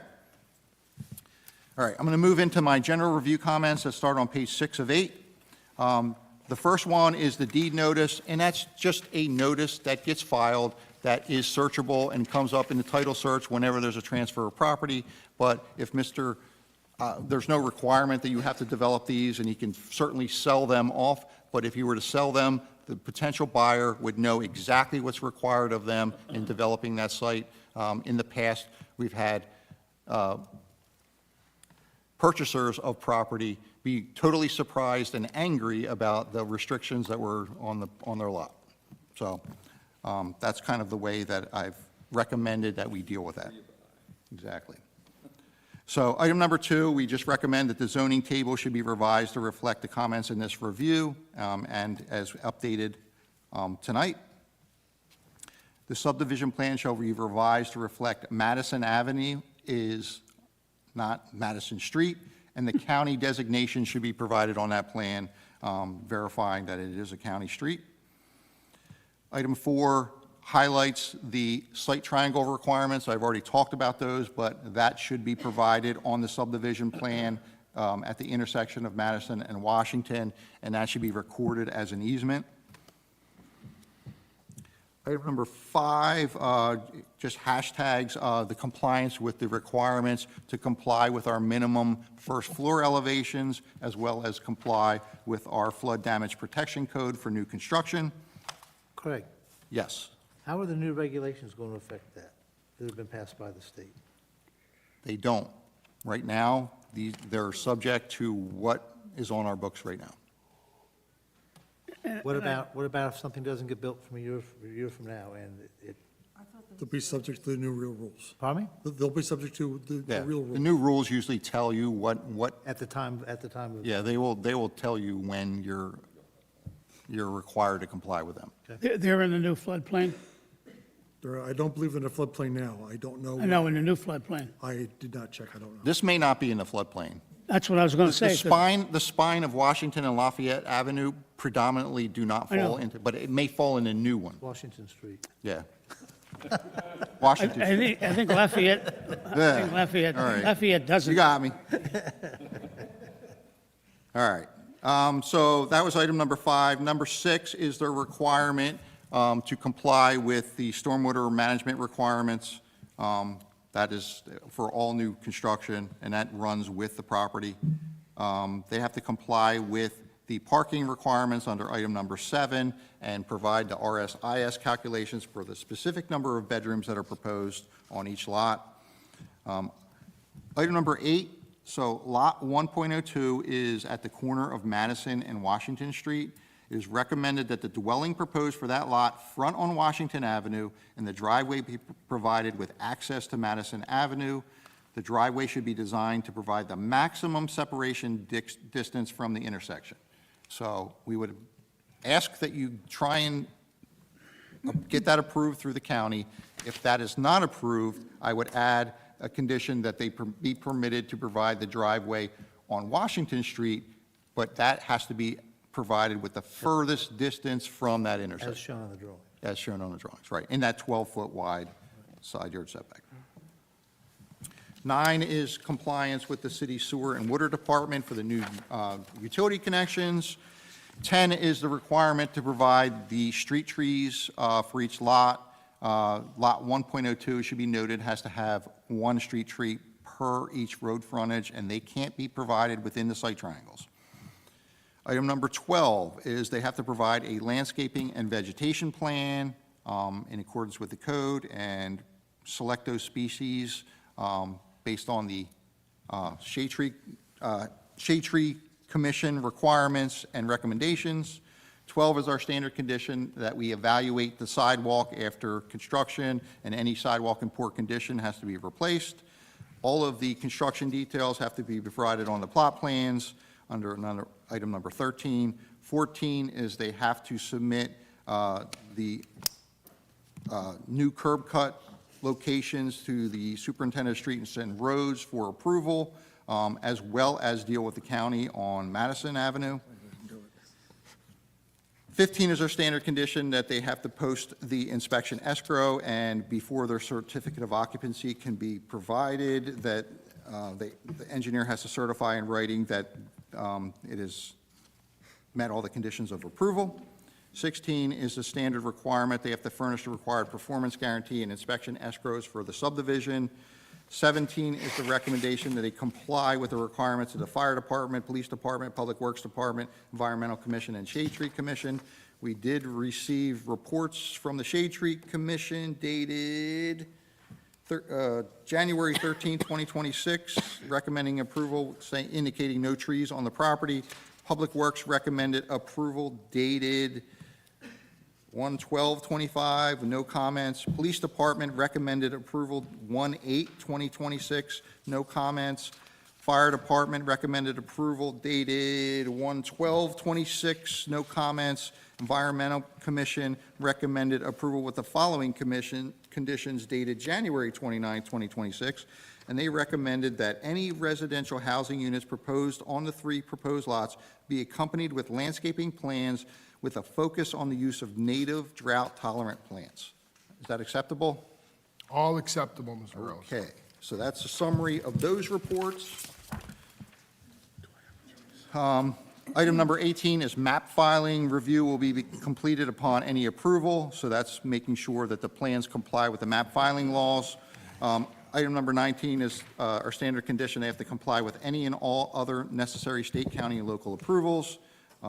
20 is, again identifying that Madison Avenue is a county right-of-way and that they have to provide evidence of Cape May County Planning Department approval for that. 21 is noting that this project is located in the historic district, so HPC approval will be required for all of the development on the lots. 22 is they have to comply with the affordable housing requirements. And finally, should the board grant approval, The applicant is required to revise the plans consistent with the conditions that you set and submit 6 sets of those compliance plans to the board engineer for review and approval. That is a summary of my report, and I'm happy to answer any questions the board has. Anybody have any questions? Yeah, I have a question. Back on page 2 of 8, number 5. 2 of 8, number 5. Yeah. This information must be provided as a condition of approval. So we're asked now to approve this request.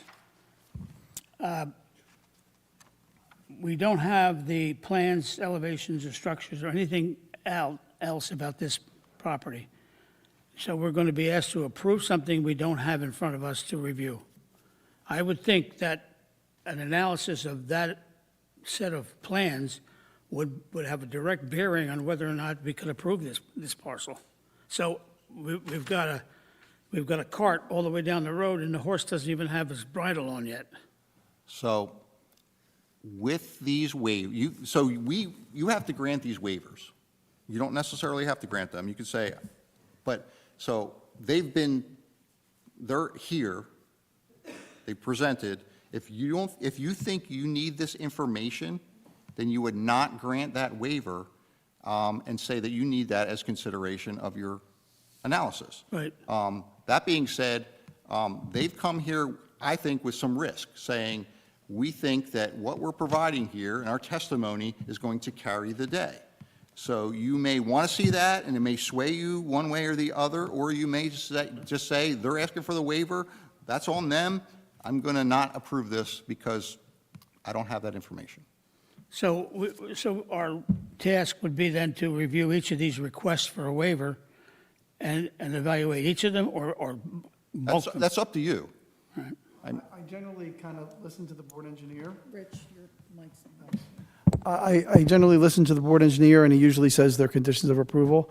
But as I understand it, what they're asking us to vote on is with a W on number 5. But the rest are conditions, right? No, they all should be conditions of approval. I know, but number 5, I thought that what we were saying was that we weren't going to require plans and elevations. For tonight. They're asking for that waiver. That's what I'm saying. So And I'm saying this should be as provided this is as a condition of approval. But what they're requesting is a report that has a W next to that one.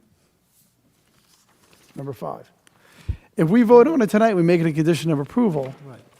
Oh, So what I'm saying is 12, 13, 19, I would put Cs next to all those. But for number 5, what's proposed to be voted on tonight by the applicant is with a W next to number 5. we essentially are waiving these as considerations Completion items. of the review tonight. All of these items, because we don't have any of these items, but we were waiving them with the condition that they be provided after.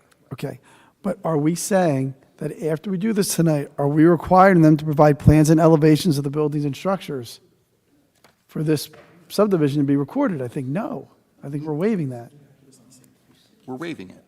So what I'm saying is what they're voting on is with a W next to number 5. Oh, okay, I understand what you're saying. What I meant there is it should be provided as a condition of satisfying the compliance review for each individual lot prior to them pulling their construction permit. Okay, so we're waiving it at this point, but ultimately we required before they can pull a construction permit, before they can get a compliance sign-off. Which will be after the fact and removes any opportunity that this board has to consider whether those plans are a good thing or a bad thing. Right, you entrust that to me. That's his job. And Right. the HPC. And the zoning officer looks at it. And HPC. Yeah, the And HPC. the HPC. And the construction official also, because he will also look at them. And this is all because we need 3 undersized lots. No, Okay, speak- well, no, it hasn't. I want to, All these comments. We've done this are- for by right lots. Yes. you have an opportunity to vote. I don't want to argue about it. I just want to know what they're voting on, okay? Okay. And as I understand what we're saying now is, they may want to record their subdivision before they build anything, okay?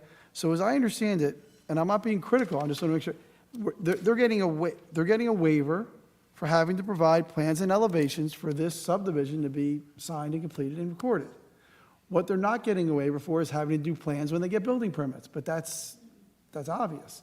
So as I understand it, they're getting a waiver, they're requesting a waiver and receiving a waiver, and then get subdivision approval and record their subdivision without providing plans and elevations. I never require the plans and elevations of the buildings to be provided prior to them filing the minor subdivision plan. Once right. once we give, That's okay, I agree with you. yeah, once we grant approval, they only have 95, or 100, is it 190 days?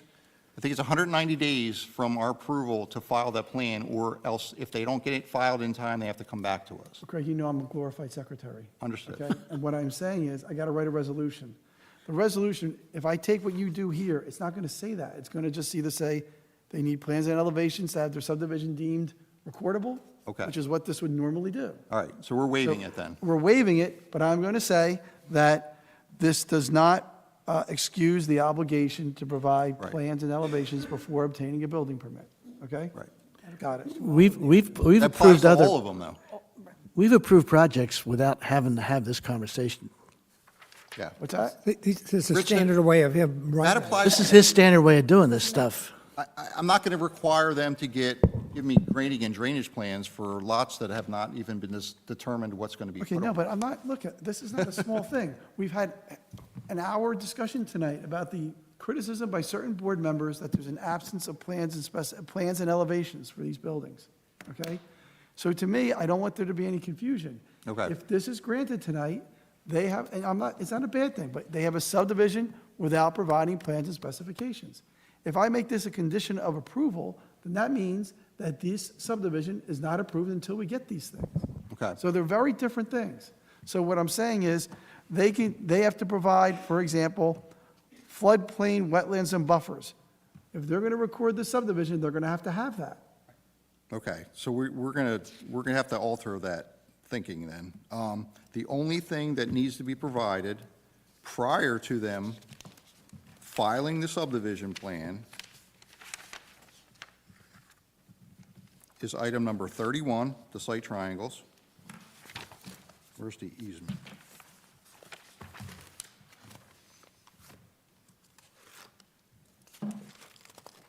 Item number P under the subdivision approval checklist under 44518, which is providing the easement and the deed notice. I was going to say the deed notice should Yep. great. Okay. Everything else would be prior,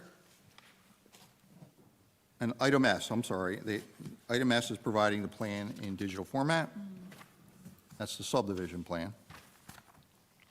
So those are the only things that would be required in order to create the lots and file the subdivision plan. The remaining items would be, we're waiving them now, but they're required to be provided prior to them getting compliance review, approval, and pulling construction permits. Okay, thank you. And so not requiring at this point plans and elevations will not help this board decide whether 3 lots is a good idea or a bad idea. That could be an important consideration in your balancing test, but that's for you to decide. But remember, they're not obligated to come back with plans. You may never see him again. Right. So if you say, we're denying this because we don't have architectural drawings, and he goes back in his office and pounds on his calculator and says, 8 units sounds really good, he may never come back again. More than likely Yeah. not. Yeah, I don't want there to be any confusion, so then you say, well, you Be didn't tell me that. careful what you wish I'm for. telling you that. They also get this approval and abandon it and build 8 units, that's true too. But understand, he's not obligated to go back and spend $10,000 or $20,000 on architectural drawings and then come back here and get them approved to have the HPC say they don't like them. He's not obligated to do that. So you need to weigh that in all your decision-making as you do this, and that's What okay. I do know is the houses are going to be approximately 2,100, 2,200 square feet, Right, all approved by HPC. we assume. It'll be approved. No, it has to be. Right. HPC is no cakewalk. I get it. I'm here to tell you that. We're well aware. But the HP, It's not a light thing to say they have to be approved by the HPC. It's a heavy lift. by the way, speaking of the HPC, you had this conversation with them, and they talked you out of building a multi-unit building? Is that what you said?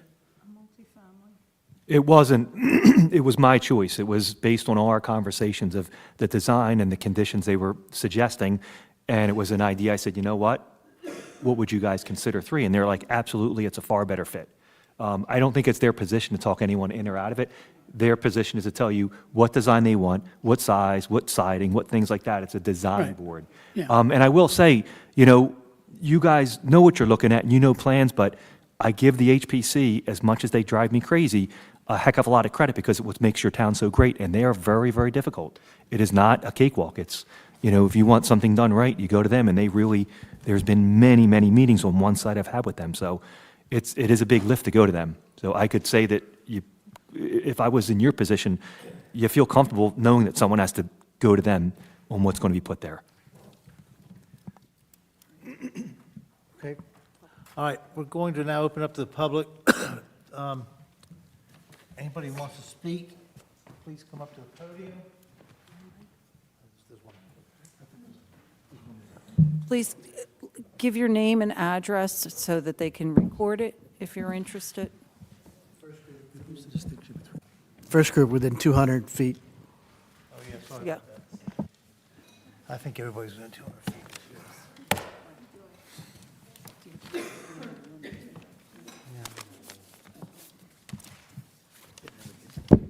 Gary Waxman, 931, owner, 931 Corgi Street. Bear with me, sir, 1 second. I've got to write all that down. Just bear with me. Sir, I'm still doing these conditions. What happened to my Word document? I couldn't hear. Hold on, where's all my notes? Okay. Sir, please state your name and give your address again. And remember, I have to write it, so spell if you have to. Go ahead. Got it. Gary Waxman, Waxman? Waxman, 931 Corgi Street, owner.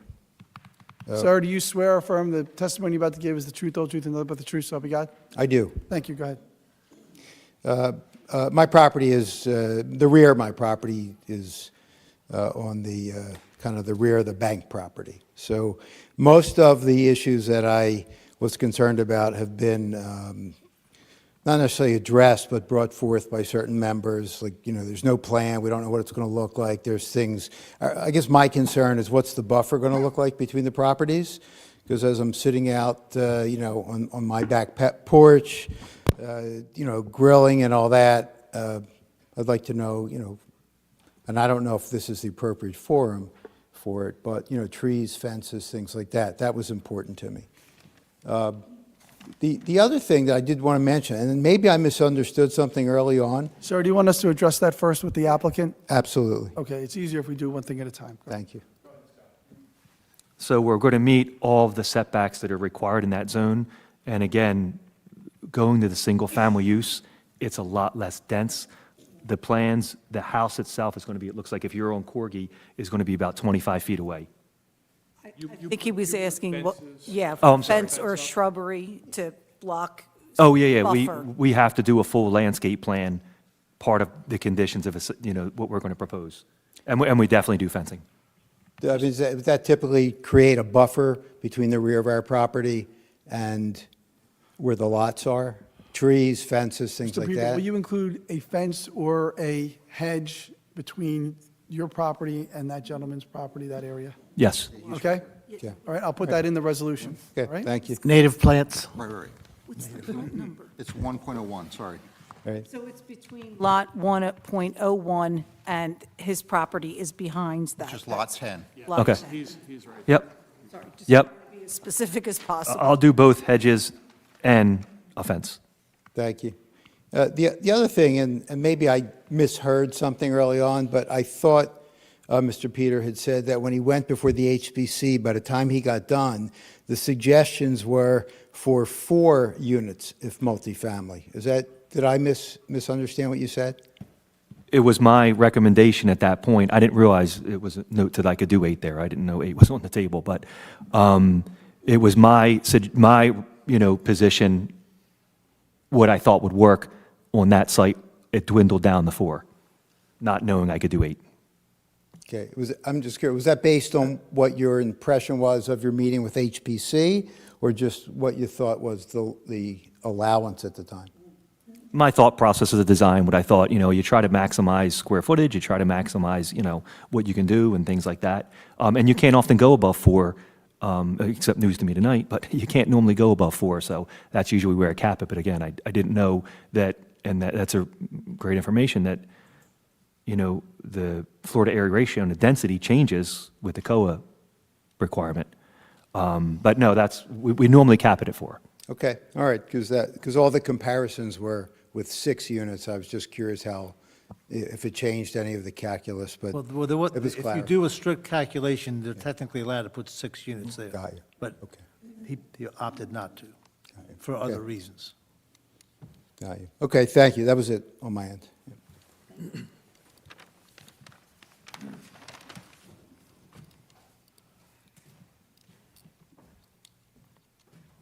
Hi, I'm Laurel Neschke. I'm at 924 Washington Street. Okay, just help me out. I got to spell that. So good. Laurel? You have to guess. No.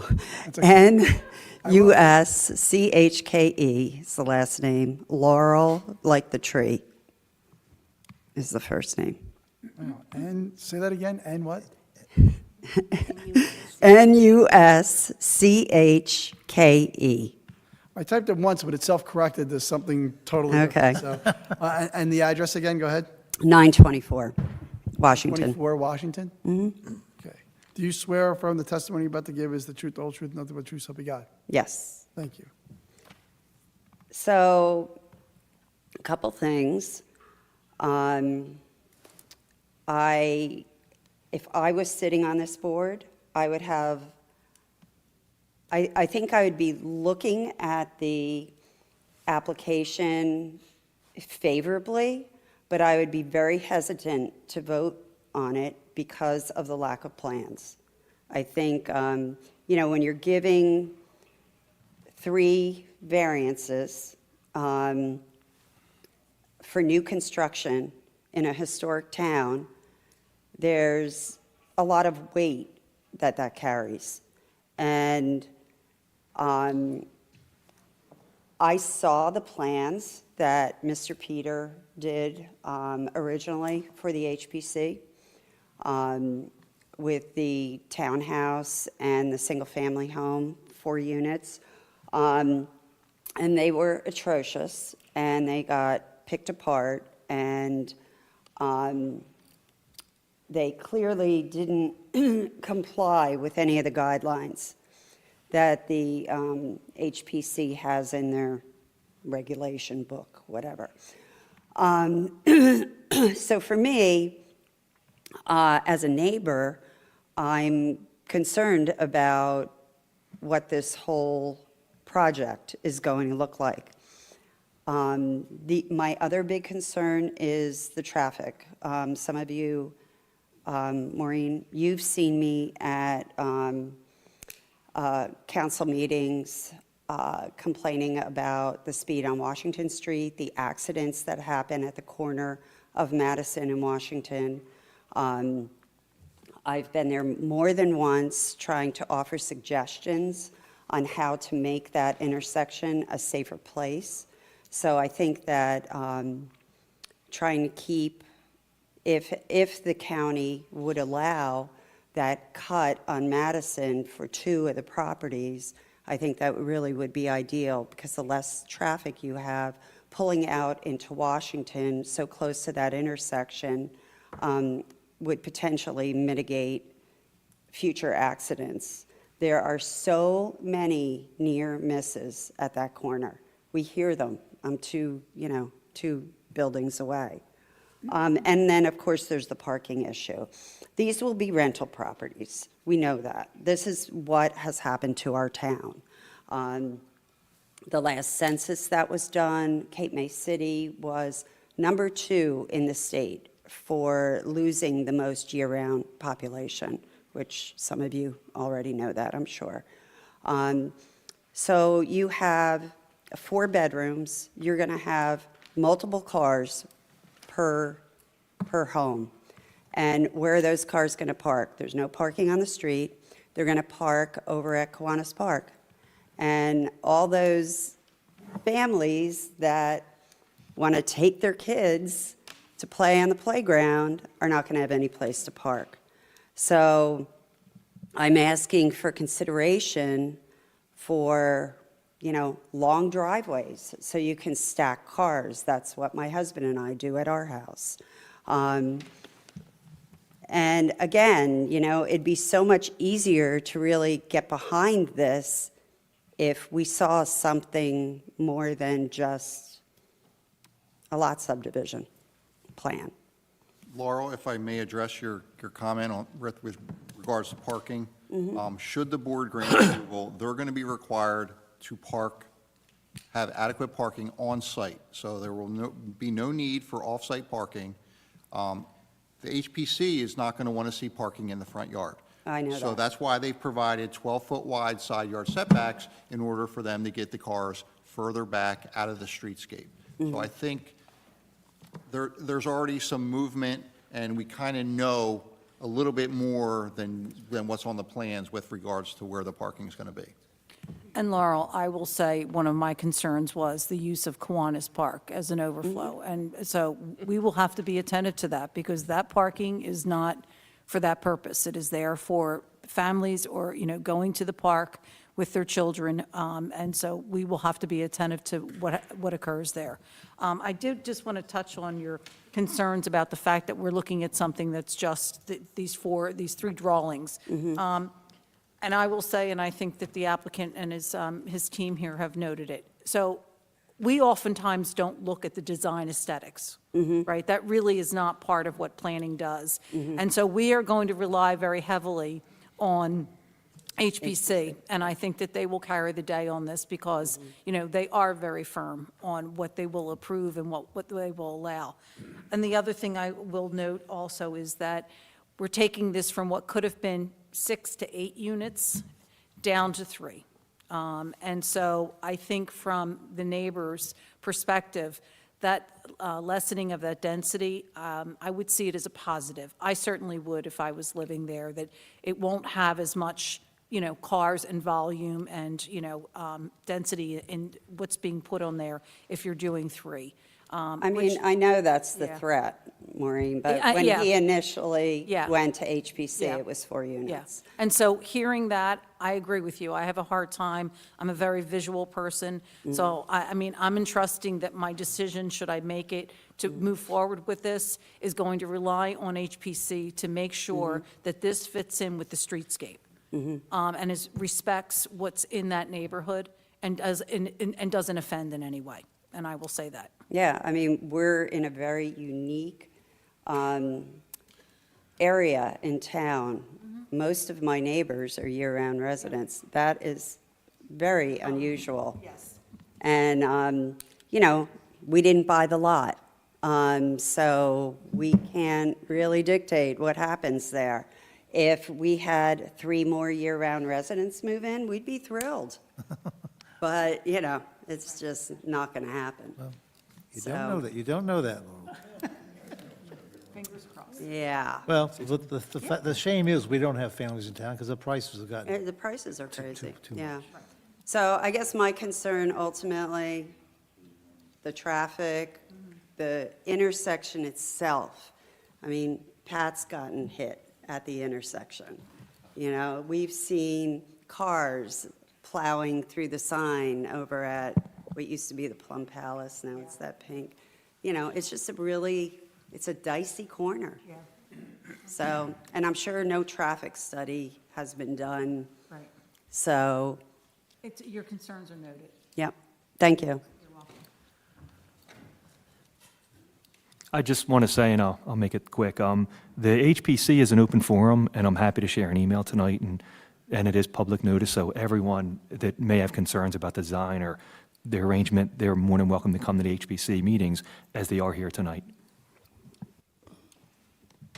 Hi, my name is Betty Fritz, F-R-I-T-Z. I'm at 926. There was a cough right as you spelled your name. I think it was Khadijah. Can you just spell your name? F as in Francis, Ritz. That's my last name. Okay. And the first name's Betty or Elizabeth. All right, Ms. Fritz, what's your address? 926 Washington Street. I'm right next door to where they're Do building. you swear or affirm the testimony you're about to give is the truth, the whole truth, and nothing but the truth, so help you God? Yes. Okay? Yes, ma'am. Okay. All right. I have a problem with the, let me say, apron. When they, that was my grandmother's house, and it's been in the family. I'm 85, so it's been in the family for over 80 years. But I don't live down here all the time, and neither did anyone else, but we came down and the family uses it. At any rate, when the bank was built, it was built in the 70s, I believe, and when they put my driveway is right next to the bank's driveway on Washington Street. And when they put the driveway in, they just made one driveway out of it, which was fine. But now I don't know what they're going to do, because you're talking about driveways and this and that. It's going to be much smaller entrance. Yes, but I need my driveway. There's nowhere to park. Tell them what you want, and I expect they're going to do it. Just tell, what is it that what would you like to see done on that driveway? Mr. Can, I understand the problem. Ms. Fritz Well, I called- just called want to my be able to get office. into my driveway. Yeah, But I have the apron. I'm when they talking. constructed the bank driveway, they just brought Yes, the they drive brought it apron all the way over to the across. telephone So pole, It yeah. doesn't bump up with a curb and then bump back down again. It just goes straight Exactly. across. I think Ms. Fritz is concerned that somehow. How are her you going to driveway alleviate will her lead to- concern? I just don't want to. She wants to have access to her Peter, can you just tell us I what don't you're want them doing to dig up my driveway or anything. Right. We will make sure that you have full access to your property. Oh, good, okay. You're going to separate your driveway from hers, and she's going to have a regular-sized, full driveway, correct? Why can't we just say that? So they're going to separate that driveway from yours, and you're going to have a regular, full-size driveway. Well, that's good, but also. Mr. my Hurwitz will ground make sure. Is a little taller than theirs, and they have like, I don't know what you, curb things in it, marking it all the way to the back where my property Yeah, line I is. understand. I don't know if you will destroy that when you dig up the parking lot or what, but I'd like to keep them. And we also have bushes along the side, and I don't. Our board engineer is going to make sure that when it's done, you're going to have a nice separated driveway and be separated from the bank driveway. Is that Okay, agreed? and And our I- engineer will make sure of that. I also think that 3 houses is a lot, but I think it'll be a little bit crowded. I don't know, but I think so. But it is permitted, so. Yeah, well, I'm just saying. Yeah, no, your Yeah. opinions are. Just my opinion. Yeah, yeah. And what we're going to see when we look over, is it going to be the side of a house? Is it going to be an air conditioner? You know, what's it going to be like?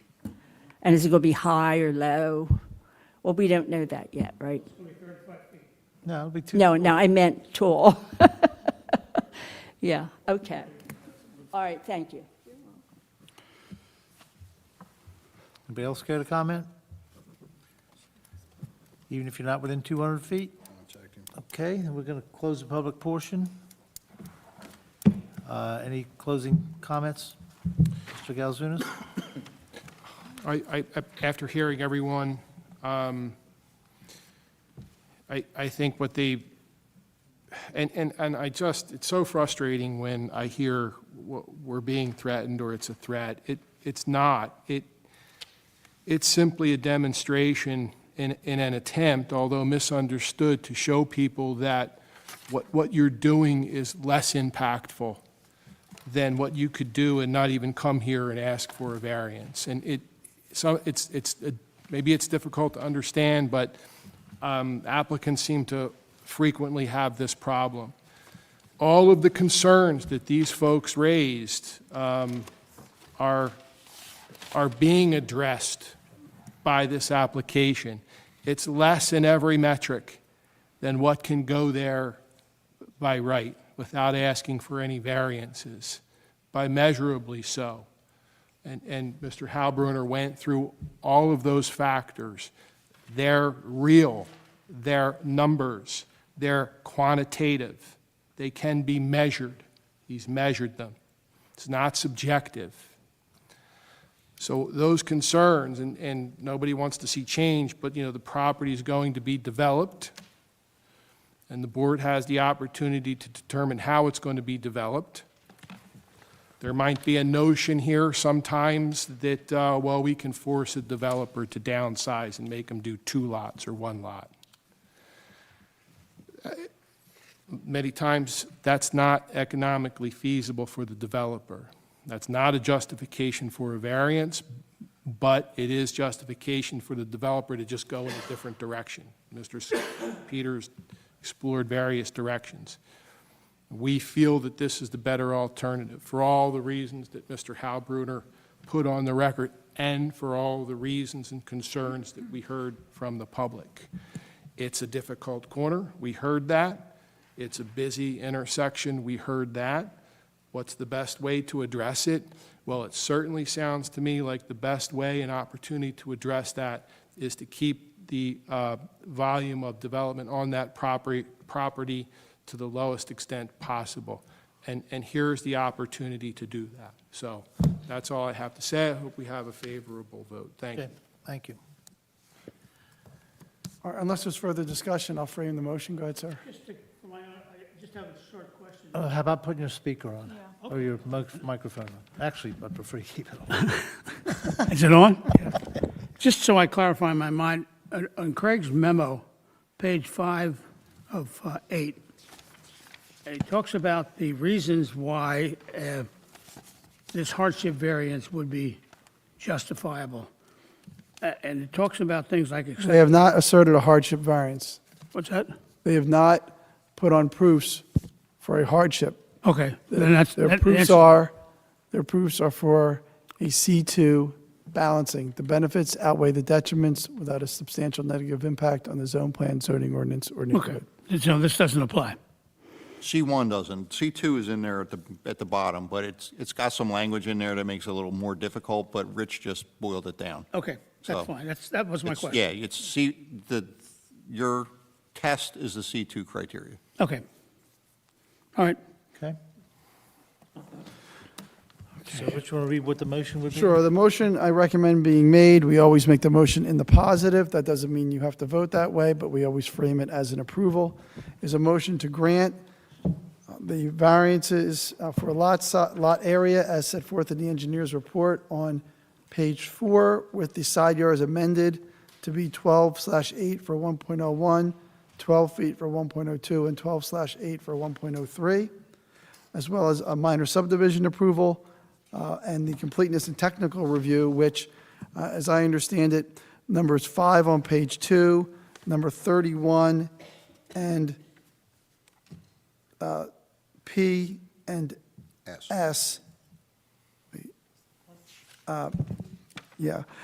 P, the site easements, they need to be done before the subdivision map can be filed. The remainder of them need to be done before a building permit can be issued. And there are certain conditions that we discussed tonight, which although done in conversation, are certainly conditions of approval. That includes an attempt to seek approval for 2 driveways on Madison, and if that is not obtainable, then to put the driveways in the 12-foot side yards as indicated on the plans along Washington. For the gentleman in Lot 10 on Corgi, you're going to put a hedge and fence along that property line to help buffer those properties. And for Ms. Fritz, we're going to ensure that after this is completed, she's going to have a separate driveway. Her driveway will be separated from the bank's driveway, and she'll have a nice full driveway in the ordinary course, and our board engineer, it'll be done to the board engineer's satisfaction. Those are the conditions as I understand them. We also changed the tax lots, 9.01, 9.02, and 9.03. Those are what I can garner from my notes, but anything that we said during the course of the hearing as a condition is also a condition in case I missed something. Okay, does the applicant have any concerns about those conditions? No. Okay, so that's how I recommend the motion be made, but how you vote is up to you. Please articulate your reasons for or against, although certainly you can rely on the reasons that are in the record, but it's better if you also state them as you vote. There you go. Somebody care to make a motion to approve that? I'll make the motion. I'll second. Deputy Mayor McDade motions, Mr. Gorgon seconds. Mr. Gorgon? Excuse me, yes. Just one comment regarding traffic. And you're comparing it to a townhouse versus the single units, which I like the 3 lots. It's going to be, I think, more appropriate for the streetscape and the size of the houses. But also, if you take a look at the traffic for a bank, you have cars coming and going all day. I just did a quick calculation. I don't know how many parking spots are there, but I figure they could fit over 20 spots in that lot there right now with the bank. And those are cars that are coming and going all day long. And you're going to have a situation here of 6 to 8 cars, maybe at the most, or something like that, parking there, and they're not going to be coming and going all day long. So it'll be actually less traffic, I think, than what the current condition is. But I am a yes. Deputy Mayor McDade? I'm going to approve this. I'm hoping that you're going to live up to some of the things that I heard. I do agree that this is a less dense build. I think it will fit in better with the lot and the street. I feel confident that HPC will work with you to get a design that fits in. And I think that seeing the neighbors here and articulating some of the concerns, you understand the things that need to be addressed, and they are the conditions that will be set forth. So for that reason, I will approve. Mr. Paducas? Yes, I'm going to agree to this. I personally do not like seeing empty buildings in Cape May. It's a residential area. We have to rely on HPC to do their job. And once we approve this, I'm sure that Mr. Peters will get his architectural team together, whoever he hires, and make designs and present it to HPC. And we have to trust them to make their decisions whether to approve it or not. So because of that, I'm voting yes. Mr. Crippen? I'm voting yes. I just believe that the benefits outweigh any potential detriments for this project. Mrs. Reed? I'm going to vote yes because I would rather see the 3 homes than townhomes there. Mr. Crowley? Thank you. I don't have any problem with the HPC weighing in on this because the HPC is primarily for what the property looks like. My concern is that we're being asked to create 3 undersized lots, undersized by 15 to 20% below the minimum lot coverage. And we don't know, we haven't heard any testimony about what impact that will have on a lot of different factors that have to be taken into consideration once we see what's going to be built there. HPC is not the issue. The issue is the impact on the use of the property on the city. And that's what our concern is. We represent the city. I would much rather see what is going to be built there, what the impact is going to be before we decide whether or not 3 lots is a good idea. So basically what I'm saying is I'm not prepared to approve this, just my personal opinion is I'm not prepared to approve it until I can see a clear balance in effect, because our vote is supposed to be a balance of impacts negative and impacts positive, and I haven't seen it yet. I haven't seen it in the testimony, so I'm going to vote no. Mr. Jones? I'm going to vote yes. I certainly think the streetscape concerns are more than addressed by the 3 lots. The developer, the applicant has stated that the homes are going to be in the 2,200 square foot range. He's built on Washington Street before, single-family detached homes. HPC is going to have to review all these plans. And I happen to think that this is a positive. Would you rather have a bank there than this? this works, I think. I'll vote yes. Mr. Bezere? I'm also voting yes, and for most of the reasons everybody's spelled out here tonight. I mean, it's not a threat when somebody comes in and says, we could put 6 units there, instead we're doing 3. I mean, that is, now, that takes time, it takes money, and it's a battle that nobody really wants to go through, but it's a possibility. So there's certainly that in the background. But over and above that, as Mike said, this is going to look much nicer on the street. It's going to flow on Washington Street. Traffic, Laurel, I don't know what to do about, I mean, the traffic's there now without these houses, and not that this is going to create tons more, but it's certainly going to add some to it. But, you know, it's an eyesore sitting there.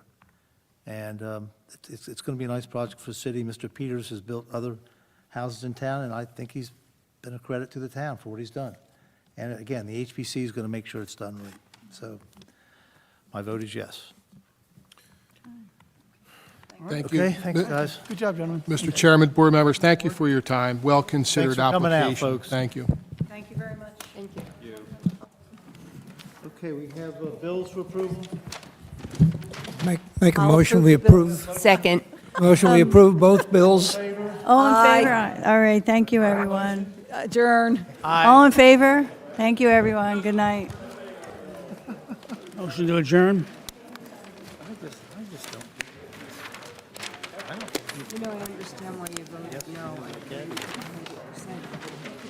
If he was the deciding vote, he might have said No, let him, he wouldn't have had the courage. let him.